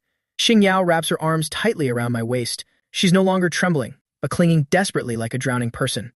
She greedily inhales the herbal scent on me. It's the only medicine that can banish her inner demons. Don't move, she whispers in my arms, her voice choked with barely perceptible vulnerability. Just let me stay like this for a while. My whole body is stiff, but then I gradually relax. I don't push her away, but simply hold her, gently stroking her sweat-dampened hair. It's all right. I'm not going anywhere. I soothe her gently, my chin resting on her head. Go to sleep. I'm right here. That night, Xing Yao doesn't show any signs of possessiveness. She just curls up in my arms, like a child desperate for safety, listening to my heartbeat, smelling my scent, comfort her trembling soul. Before, I was just a body pillow to her. I am your medicine. But on this freezing winter night, I am your lifebuoy, the only light you can cling to in this dark and hopeless world. Until the horizon brightened and the dawn flickered, I stayed in that position all through the night. Half of my body went numb, but I refused to let go. The woman in my arms finally found peace through my soothing touch and fell into a deep sleep. Fast asleep, yet the hand gripping my hem never loosened its hold even for a moment. A late autumn night, the chill grew more piercing. The medical university library was still brightly lit. To finish my essay on time, I stayed until the very last half hour before closing. At that moment, a hot latte was suddenly placed on my table. Overusing your brain can take a toll on your health. Have something hot to stay alert. A gentle, elegant female voice spoke from above me. Looking up, I met a pair of smiling eyes. The newcomer was my senior from the traditional medicine department, Gu Qing, also the school's famous intellectual beauty. Senior Gu Qing? I said, a bit surprised. Hurriedly declining, there's no need. I'm about to head out anyway. Why so formal? Gu Qing sat down opposite me, her smile like a spring breeze. Are you stuck on a point in the treatise on cold damage? I happen to have some limited edition notebooks. I'll bring them for you next time. She was very composed, knowing when to push and pull. Her way of talking was very pleasant. Compared to that unpredictable madwoman, they were total opposites. My heart warms slightly, and my tense nerves relaxed a little. Then, thank you, senior. But Gu Qing's gaze suddenly stopped at the necklace on my collarbone. This necklace. Gu Qing pushed her glasses up, a hint of admiration in her eyes. It's very special. It looks like an exquisite little cage. It really suits your aura. My hands, just having picked up the coffee, suddenly shook. Words little cage were like a needle, accurately piercing the peace I tried so hard to maintain. I reflexively covered the hollow silver sphere, palms instantly breaking out in a cold sweat. Gu Qing was only complimenting it, but she didn't know. She had accidentally spoken the cruelest truth. This is indeed a cage. The one who created it might be on the other end, coldly listening to everything. This is just an ornament. My face turned pale as I stood up in a panic. My movements clumsy. Senior, it's late. I have to go. Gu Qing noticed my odd behavior and stood up too. It's so late. Let me walk you back to the dorm. No need, really. There's no need. I refused hurriedly, my voice straining. I didn't dare let her walk me back. If that madwoman found out, the consequences would be unimaginable. I can go by myself, goodbye. I grabbed my backpack and practically fled the reading room. Downstairs, the night wind was bleak. As the cold wind hit me, my racing heart and trembling legs finally calmed down a bit. I immediately pulled out my phone to check. No missed calls, no messages, and the listening device seemed quiet. I thought hopefully maybe Xing Yao is busy and didn't hear that conversation. I bowed my head and prepared to walk toward the dorm, but after just a few steps, I froze in my tracks. In the shadow of a corner in the square, under a large sycamore tree, a black Maybach sat looming. The car's body merged with the night. Only that arrogant license plate reflected cold light. Standing by the car was the figure of a tall woman, Xing Yao. Her fair fingertips held an unlit cigarette, leisurely twirling it between her fingers, as if playing with a scalpel. The blood in my veins seemed to freeze. She had arrived, and I had no idea when. Behind me, Gu Qing, feeling uneasy, had followed me out. Why are you standing here like a statue? My whole body was stiff. I wanted to tell Gu Qing to run, but I couldn't make a sound. Hearing a female voice, Xing Yao, who was standing by the car, finally moved. She slowly looked up, her deep black eyes piercing the night, brushing past me, to look directly at Gu Qing behind. Even the streetlights couldn't penetrate the thick darkness in the depths of her eyes. Come here. Xing Yao finally spoke, her voice low, but sounding like the call of the Grim Reaper. My legs went weak as I stiffly dragged myself to her side. The next second, Xing Yao reached out, pulled me by the waist, and drew me into her embrace. Then she lazily raised her eyelids, looking at the astonished Gu Qing. Her fingers snapped the cigarette, letting the tobacco fall, her lips curling into a smirk. Cruel. Having a pleasant chat upstairs just now. Her gaze landed on Gu Qing's face, with a sneer. This schoolmate? She emphasized those last two words, very heavily. It was clearly a question, so full of danger. It felt like she was asking how I wanted to die. Gu Qing was completely stunned. Seeing my pale face, she instinctively felt the danger. You are. Xing Yao put a finger to her lips, cutting her off. She didn't want to hear this woman's voice. It was both noisy and shrill. The next second, she turned to me, touching the necklace on my neck, squeezing the silver sphere. A cage? She whispered in my ear, repeating Gu Qing words, sickly excitement flashing in her eyes. She's right. This is a cage. And you. She suddenly looked up, giving Gu Qing a dark glare. She pulled me to open the car door, leaving behind a spine-chilling remark. Stay away from my cage from now on, or I won't mind locking you in there too to feed the dogs. Saturday morning, the sun was bright. After last night's scene, I thought Xing Yao would go mad, but besides scaring Gu Qing, she didn't punish me at all. I even had the illusion that maybe she wasn't so unreasonable after all. At the dining table, Xing Yao was leisurely sipping coffee. Seeing me dressed up to go out, her fingers paused. Where to? I want to go to the shopping mall. I tentatively asked for leave. The seasons are changing. I want to buy some warmer clothes. Plus, my class president asked me out for milk tea. I felt this was a very valid reason. But Xing Yao set her cup down, porcelain hitting the tray with a sharp ding. You can't. Those two words were final. I was stunned, my smile freezing. Why? It's the weekend today. I know it's the weekend. Xing Yao leaned back, her long fingers tapping lightly on the table. Her deep eyes stared at me, like a capitalist calculating the books. Muga, let's settle the accounts. I was bewildered. What accounts? There were 5 days this week, and you spent 50 hours at school. While by my side, the quality time while awake was less than 30 hours. 50 versus 30, Muge. Do you think that's fair? I was completely dumbfounded. What kind of bandit logic is this? I was at school, not out playing. How could she even calculate that? There is a severe deficit in companionship time. Xing Yao didn't bother listening to my explanation. She just handed down the sentence. Considering you were out for too long this week, the accuracy of your therapy has been severely compromised. Then she stood up, came behind me, placed her hands on my shoulders, and leaned in close to my ear. Her voice low and dangerous. So you're not going anywhere this weekend. Repay the time you owe me, with interest. Just like that. The long-awaited plans were ruined. I was grounded just like that. The place of confinement was her office, thick with the scent of cedarwood. For 2 days, the servants were shocked to find that the usually tense office was as peaceful as a painting this weekend. In the room, Xing Yao handled work and video meetings while I was seated on a small sofa right next to her. Less than half a meter away, I read, ground medicine, and organized notes, but no matter what I did, one of Xing Yao's hands never left me. While reviewing documents, her left hand toyed with my hair, while thinking, she'd take my hand, kneading my fingertips, or rubbing my palm.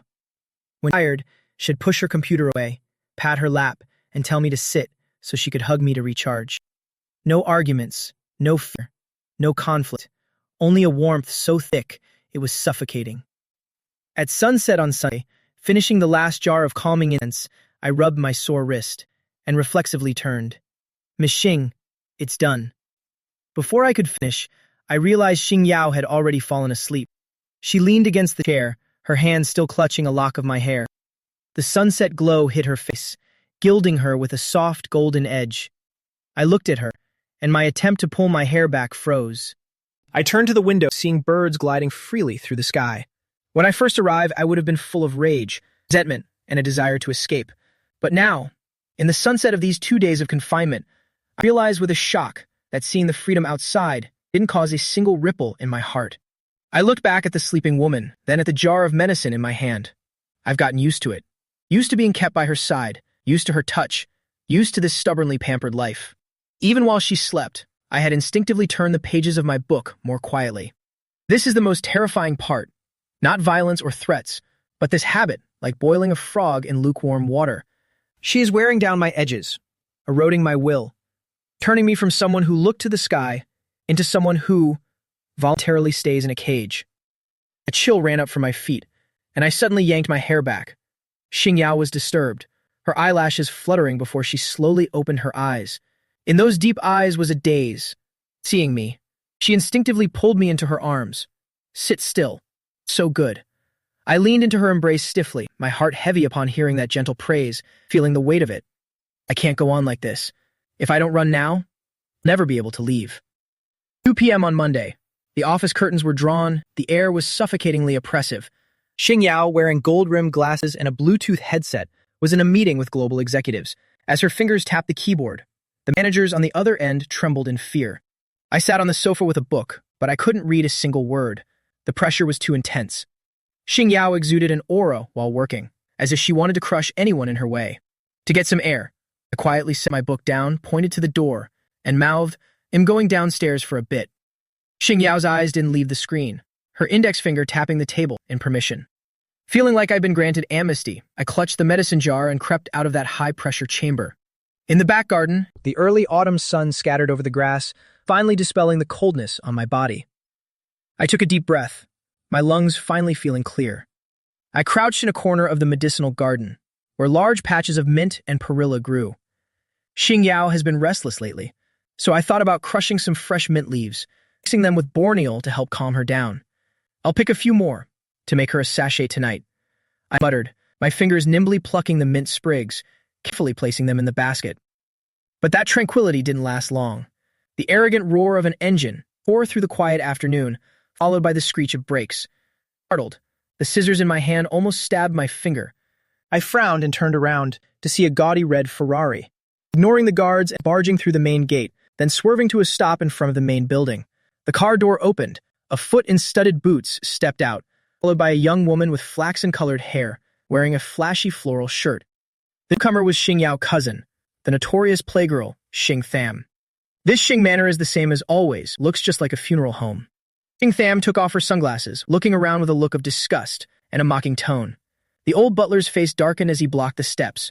"Miss Tham, the mistress is in a meeting and is not seeing guests. Please move your car outside." Xing Tham sneered, waving a folder. "I'm here on Grandpa's orders, to deliver documents to my cousin. You want to stop me too?" She hated Xing Yao most.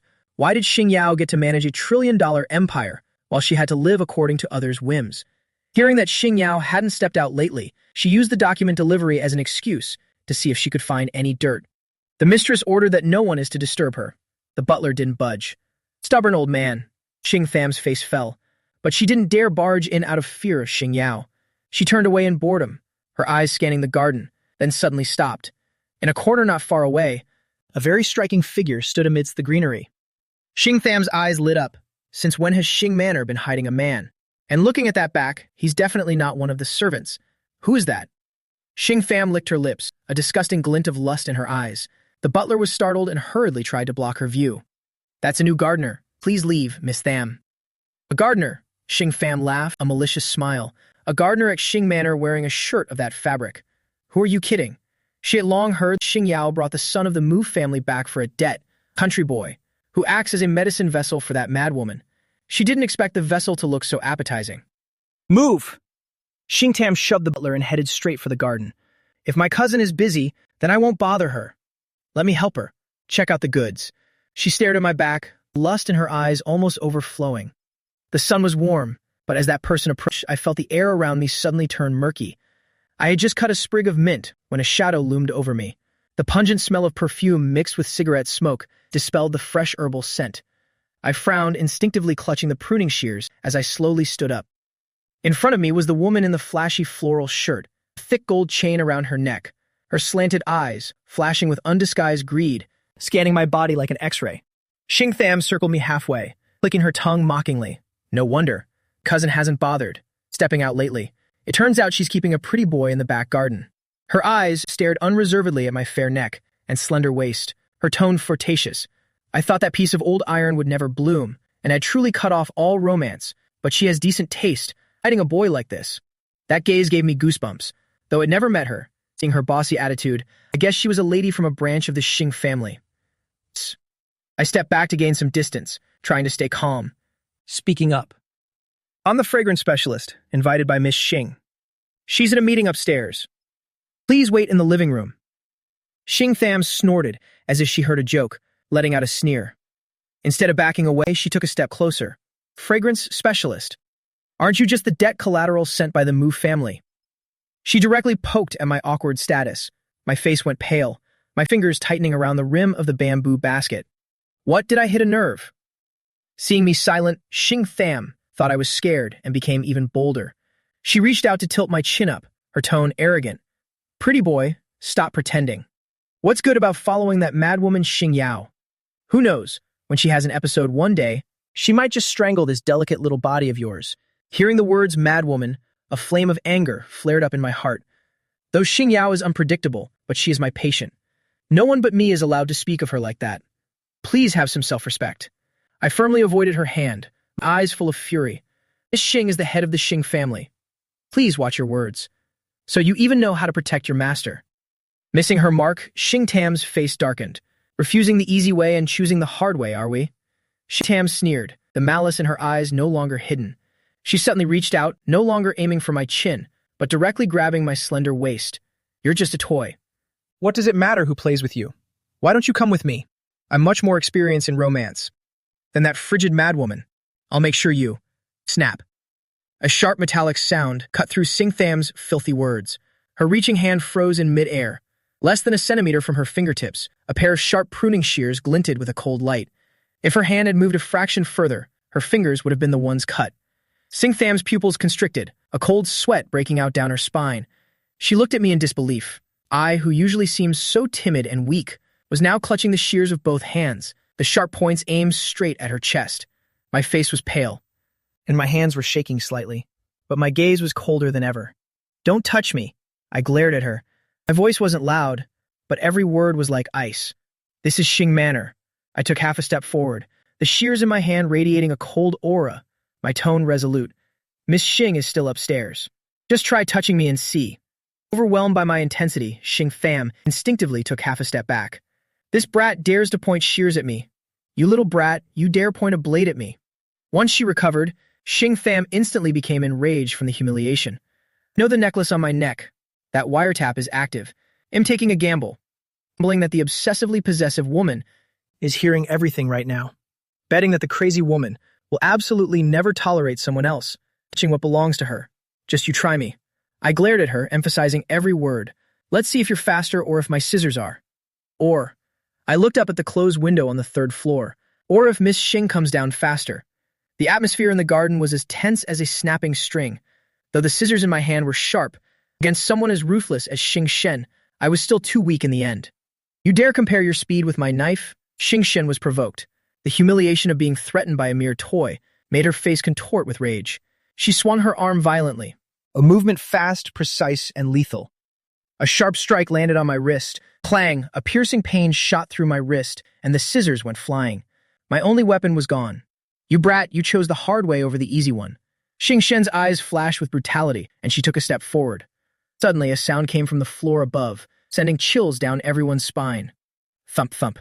It was the sound of leather boots pounding on the wooden stairs, neither fast nor slow, yet like a heavy hammer, striking accurately at everyone's heart. Instantly, the entire living room felt like it had been muted. Xing Shen's hand about to grab me froze mid-air. A wave of cold air surged from behind, like a venomous snake staring at the back of one's neck.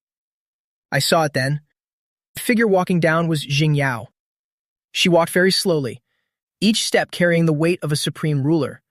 And her right hand, her long, slender hand was stained with black ink. The ink flowed down her fingertips, dripping onto the carpet like stains of dried blood.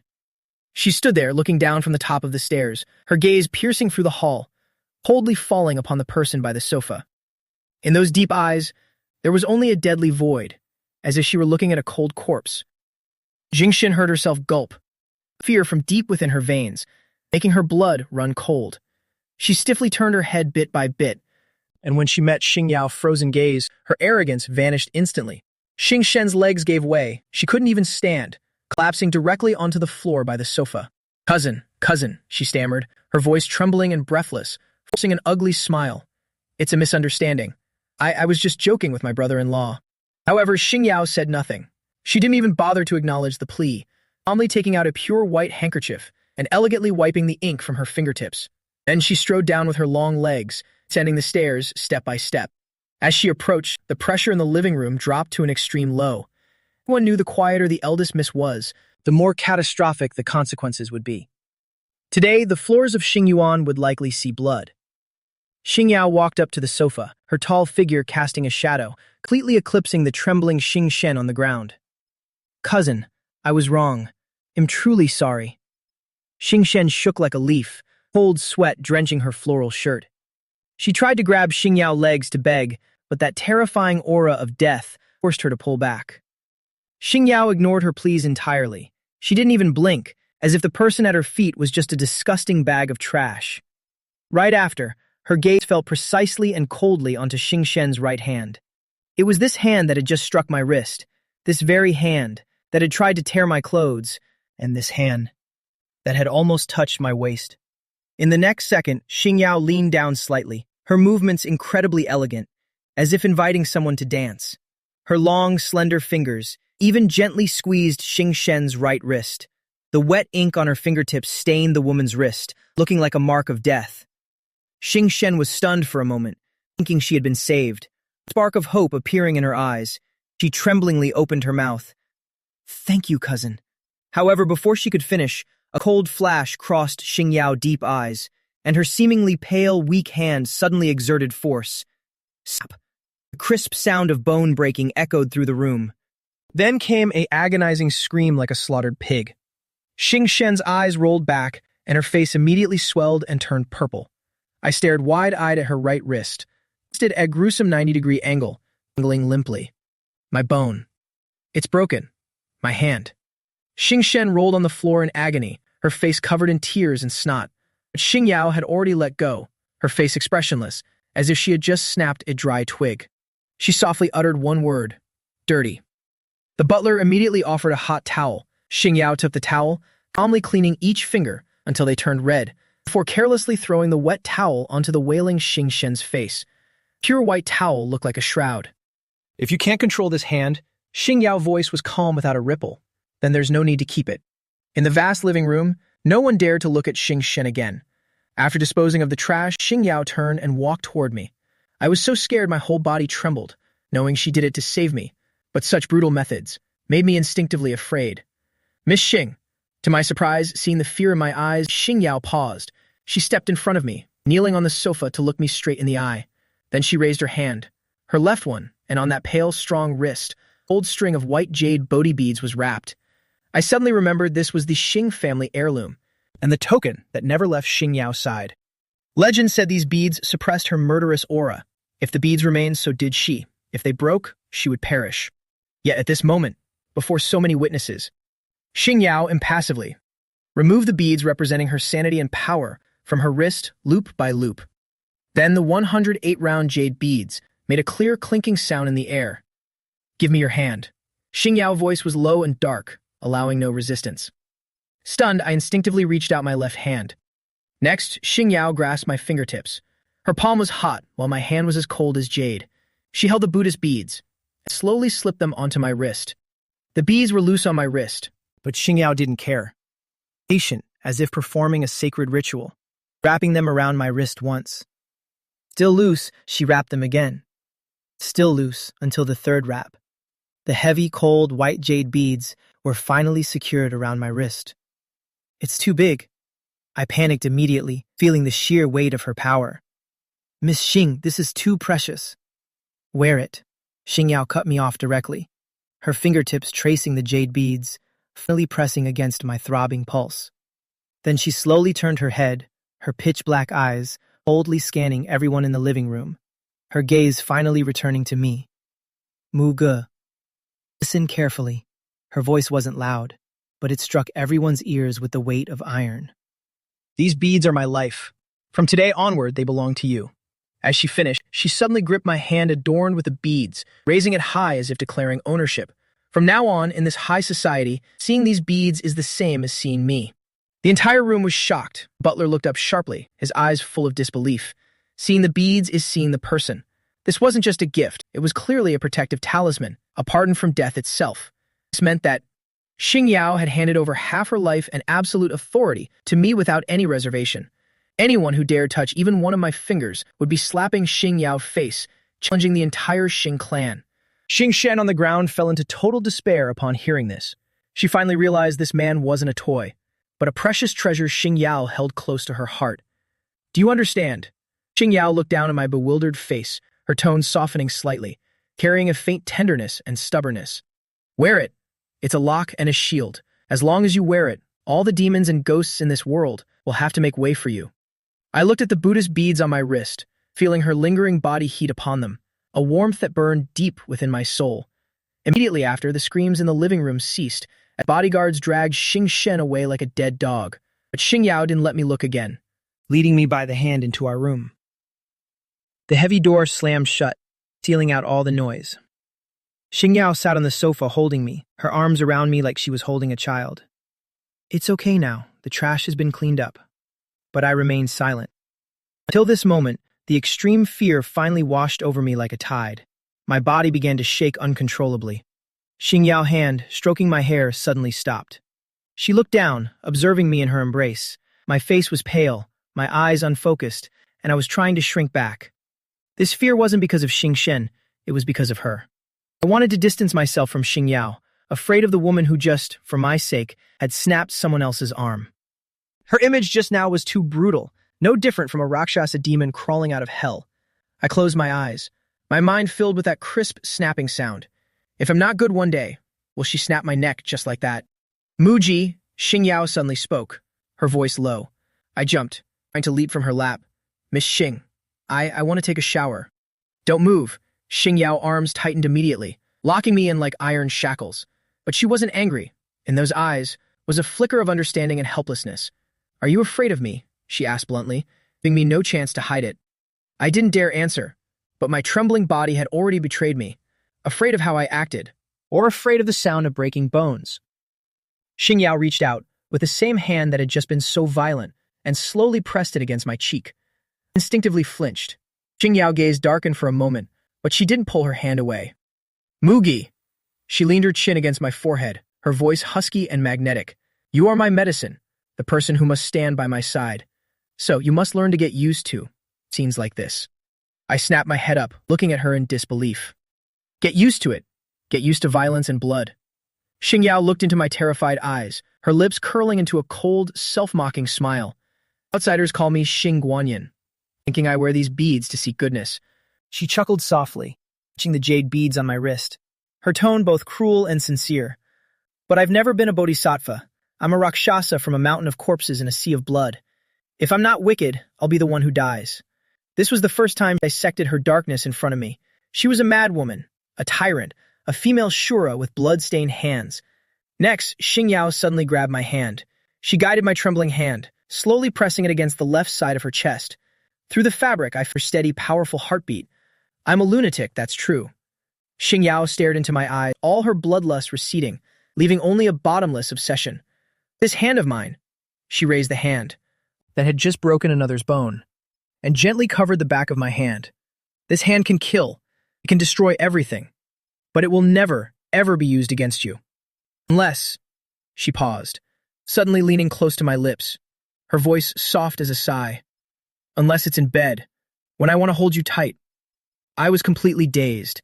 She left all her brutality for the world, reserved all her tenderness, and the only exception for me. Xingyao lowered her head, gently kissing the top of my head. "As long as you stay obediently in my arms, all the malice in this world, I will block out for you. Even if the Grim Reaper comes, he'll have to ask for my permission first." The day after Xingxin's hand was broken, the atmosphere in Xingyuan had completely changed. In the morning, I went downstairs as usual, and as I prepared for breakfast, I sensitively noticed a strange shift in the surrounding air. Before, the servants at Xingyuan were polite to me, but it was a cold, distant, and formulaic politeness. In their eyes, I was just a personal shadow who could be replaced at any time, or a mere item used to pay off a debt. But today, "Good morning, Master Mu." The servants cleaning up immediately stopped upon seeing me, retreated to the wall and bowed deeply, their heads lowered, not even daring to meet my eyes. That attitude wasn't just politeness, it was awe and fear. I instinctively reached for the railing, and the white jade Buddhist beads, wrapped thrice around my wrist, slid down with gravity, softly clinking against the handrail. Crisp clack. Everyone below shuddered, their very breath hitching. I suddenly looked down, staring at the 108 beads on my wrist. This wasn't just some string of beads. Xingyao words, "Seeing the beads is seeing me," suddenly rang in my ears. This was clearly her imperial seal.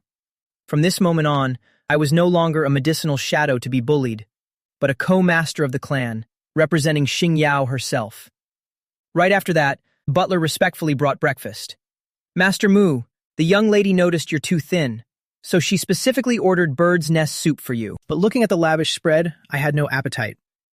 Because in my heart, I knew this wasn't a protective charm, but a hot potato. Xingyao had personally hung me, her weakness, on the most obvious target. This stifling feeling lasted until late at night.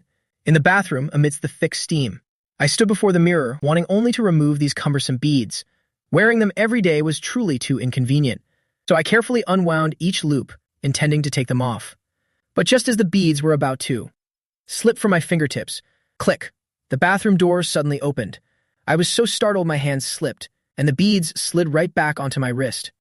At the door, Xingyao was leaning against the frame, her deep eyes piercing through the steam, staring fixedly at my hand. "What are you doing?" Her voice was cold, thick with displeasure. I instinctively hid my hand. I was going to shower. At that, Xingyao approached step by step, pinning me against the vanity. Then shower. She forcefully pulled my left hand out, fingering the cold beads. "Why take it off? It's inconvenient to shower with it." Before I could finish, she snapped, "Don't you dare take it off." Her gaze was obsessive, her domineering tone allowing no doubt. "Muge what I've given you, unless I die." must never leave your body. The next second, she leaned down again, her hot breath brushing against my ear. Wear it while showering, wear it while sleeping. Her hand slid suggestively up my arm, sending a shiver through me. Even when we're doing that, keep it on for me. Having said that, Xingyao gave a cold laugh and stepped back. Her gaze swept over me without restraint, like admiring a collectible marked for private ownership. Go shower, I'll check on you when you're done. Then she pointed to the beads on my wrist, a malicious smile on her lips. If I find you've taken these beads off, if a single bead is missing for even a second, I'll let you taste what all 108 of them feel like. I immediately understood her implication, trembling from head to toe.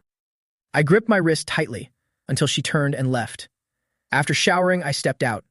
But the lingering murderous intent on Xingyao's brow immediately enveloped her when she saw me. Come here.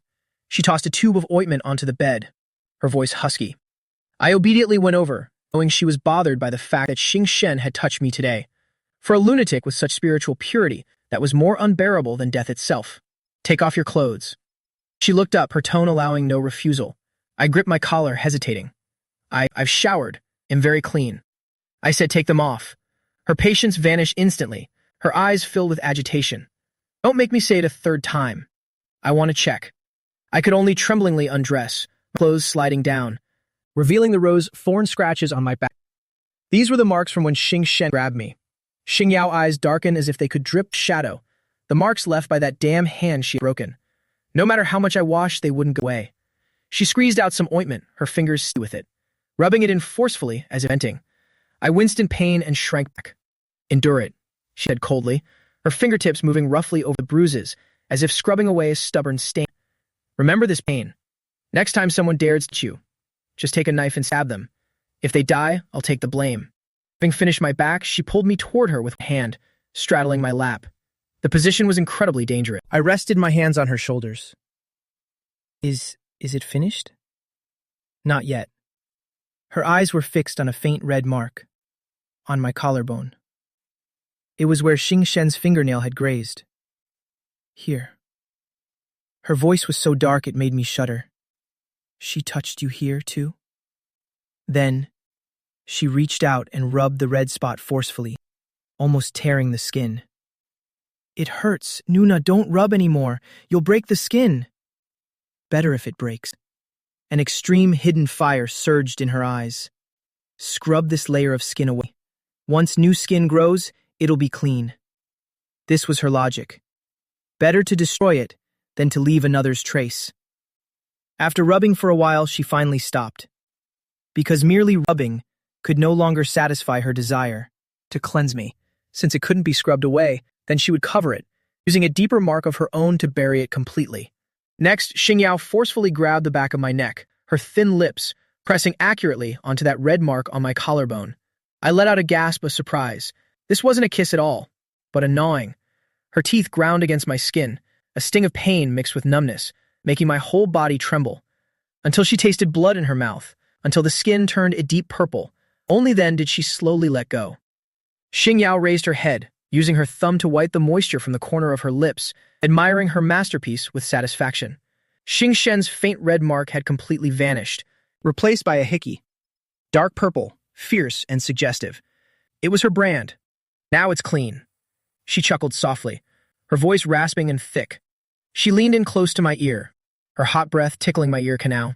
Mugi, do you remember it clearly? Her tone was gentle, yet it felt like a curse etched deep into my mind. This body, from the tip of your hair to your heels, belongs only to me to touch. If I see another person's mark on you again, she bit my earlobe, it'll lock you away. So you can't go anywhere ever again. The high society of the Xing group was in an uproar. Crazy eldest miss of the Xing family, for a man, personally broke the wrist of her cousin Xing Shen. News spread through all the major families overnight. Immediately, every eye turned toward the mysterious man, me. Countless greedy gazes were lurking behind high walls, watching me. Meanwhile, I was in my room packing my backpack. Though Xingyao had agreed to let me return to school for 2 days, she forced me to wear a string of prayer beads, and even made me wear a long-sleeved, high-neck shirt just to hide that dark purple hickey. Right at that moment, my phone suddenly vibrated. A call came from an unknown local number. I hesitated, then answered, "Hello. Is this Muji? It's Ling Shan." On the other end was my roommate, His sharp, probing tone, full of envy, made my hand freeze. Is something wrong? Nothing major. Ling Shan, on the other end, chuckled. I just heard you're staying at a relative's place. He deliberately emphasized the word relative. Then he lowered his voice, with undisguised malice. I heard from my dad last night that something big happened at the Xing house, apparently because of a man. Mugi, that relative of yours isn't from the Xing family, is it? My fingers immediately tightened around the phone. Indeed, no wall can block the wind. This probing was a dangerous signal. You're overthinking it. I took a deep breath, trying to stay calm. I'm just working as a tutor. I'll be back soon. After saying that, I hung up. Looking at the dark screen, I felt a wave of exhaustion wash over me. My peaceful school life might be gone for good. Who was on the phone? A cold voice suddenly rang out from behind me. Xin Yao had walked in without me noticing. She was about to head to the old family estate to cut off those hands that were reaching out too far. This trip would take at least 2 days. Just a telemarketing call. I stuffed the phone back into my pocket, not daring to mention Ling Shan's call. Xin Yao didn't expose my lie. She walked up to me, her gaze stopping on the cold, white jade prayer beads on my wrist. I have to go on a business trip for the next 2 days. Xin Yao reached out to adjust my shirt, her fingertips seemingly brushing against that hickey. Even though I won't be here, the bodyguards will be following you closely. A flash of ruthlessness crossed her eyes. If anyone at school is blind enough to cross you, don't hold back, just take these beads and smash them in their face. Whatever breaks, put it on my tab. My heart skipped a beat. Even though she was always forcing and controlling me, times like this, she was the only one who would step up to protect me, unconditionally. I understand, whispered. You stay safe too. Xing Yao raised an eyebrow, seemingly quite pleased with this concern. She leaned down and gave my lip a light bite. Muga, you better be a good boy these next 2 days. She let go of me, her thumb caressing my cheek, a suggestive glint sparkling in her eyes. Wait until I'm back. I'll take you somewhere wonderful. I was stunned. Where? Xing Yao just smirked. You'll find out when the time comes. A place that will let all of Jingcheng know who you are. With that, she turned and strode away. I touched the cold beads on my wrist, listening to the engine starting downstairs, yet the unease in my heart only grew more intense. I had originally thought that Xing Yao business trip would give me a few days to breathe. Tuesday noon, under the bright sunlight, my roommate Zhao Mi and I had just walked out of the cafeteria, getting ready to go back to the dorm for a nap. Not having to always be on edge, trying to please that temperamental woman, I felt like even the air tasted a bit sweeter. Zhao Mi put his arm around my shoulder and asked, Mugi, there are no classes this afternoon. Shall we go sit in the library? I was about to nod when suddenly, the crowd around us seemed to hit the pause button, then erupted in uncontrollable, startled cries. Oh my God, whose car is that? It's a Maybach S680. What kind of tycoon is this? My heart skipped a beat, and a bad premonition immediately surged. I gathered the courage to look up, and saw right under the men's dorm, that incredibly arrogant black Maybach, like a silent predator, its pitch-black body emitting a cold glint, carrying an aura that warned strangers to keep away. Students were swarming all around. Ling Shan was standing not far away, staring at the car with a complex gaze. My footsteps froze on the spot. Didn't she say she'd be gone for 2 days? It's only been 1 day and 1 night. The next second, a bodyguard in black strode toward me, bowing respectfully. Mr. Mu, young miss is waiting for you in the car. The surroundings immediately fell into a terrifying silence. Countless eyes like spotlights shone directly on me. I felt my scalp go numb, and before I could even explain to Zhao Mi, I lowered my head, and under everyone's astonished gazes, quickly slipped into the luxury car. Thud! The car door slammed shut. The air pressure inside the car was terrifyingly low. Xing Yao was sitting in the shadows of the back seat, looking in a very bad state, her brow clouded with an impending explosion of violence. Miss Xing, seeing her like this, my heart tightened. Did something happen? Before I could finish, Xing Yao suddenly opened her eyes, those bloodshot, red-veined eyes locking onto me. The next second, she suddenly reached out and grabbed the back of my neck, dragging my entire body toward her. Before I could react, my head bumped against her chest. Her arms, like iron clamps, tightened around my waist, pressing me firmly against her. Immediately after, she lowered her head, burying her face deep into the crook of my neck. She greedily took a deep, powerful breath. The fresh herbal scent mingled with my body heat, acted like a potent sedative, instantly dousing the mania screaming in her mind. Her tensed muscles finally began to gradually relax. She closed her eyes, rubbing her cheek against my warm skin, a satisfied groan escaping from deep within her throat. Her voice was raspy, as if mixed with gravel. I'm alive again. She was squeezing me so hard I could barely breathe, and I asked awkwardly, "Miss Xing, what happened?" "Xing Shen's matter is settled." Xing Yao spoke lethargically, her tone dripping with disgust and annoyance. Those old geezers were loud enough to kill. Turns out she had been at the old estate for a full day and night, where the elders from the branch families had been acting superior, incessantly arguing about Xing Shen's broken hand. The piercing cries, the criticisms, the fake pleas almost, felt like they were piercing through her eardrums. Without me by her side, those sounds were amplified infinitely, giving her a splitting headache, making it completely impossible for her to sleep. Even hearing my breathing through the necklace didn't help one bit. The anxiety of seeing but not being able to touch only made her more violent. So she stayed up all night signing every document, kicked those people out, and immediately drove back just to take a whiff of this Muji. Xiao looked up, resting her chin on my forehead, her eyes filled with an extreme, possessive desire. I regret it. I was blank. What? Xing Yao long fingers lightly rubbed the necklace around my neck, her voice turning dark and gloomy. I shouldn't have let you go back to school. Just hearing your voice isn't enough. I want to hold you. I want to kiss you. I want to be able to touch you. Time, anywhere. A bad feeling surged in my heart. Miss Xing, we had an agreement. The rules have changed. Xing Yao cut me off directly, like an unreasonable tyrant, unilaterally tearing up the treaty. Starting today, except for when you're in class, for all the remaining time. She leaned close to my lips, declaring every word. You must stay by my side, not leaving for a single step. Even when I go to meetings at the company, you have to come with me. My eyes went wide. To the company? How is that possible? That's your workplace. Why not? Xing Yao raised an eyebrow, claiming her lazy yet overbearing demeanor, and once again pressed me into her embrace. She closed her eyes comfortably. In the boss, I decide. Keep nagging and I'll have someone cancel your entire class schedule, so you don't even have to go to school anymore. I immediately shut up, hopelessly leaning into this madwoman's embrace. It's over. This time I've truly turned into a human accessory, the kind you can't shake off. New City's CBD central area, where the Xing Group's skyscraper stands. This skyscraper symbolized the unshakable dominance of the Xing family. 2 p.m. The atmosphere in the first-floor lobby was both solemn and busy, until the revolving door reserved for the CEO slowly began to move. Xin Yao strode inside. The lobby today suddenly fell into an eerie silence. The phone in the receptionist's hand fell onto the desk with a thud, and a manager walking by nearly slipped and fell. Because they saw, the fairy of the Xing family, who usually kept men at a distance, was actually holding a young man's hand.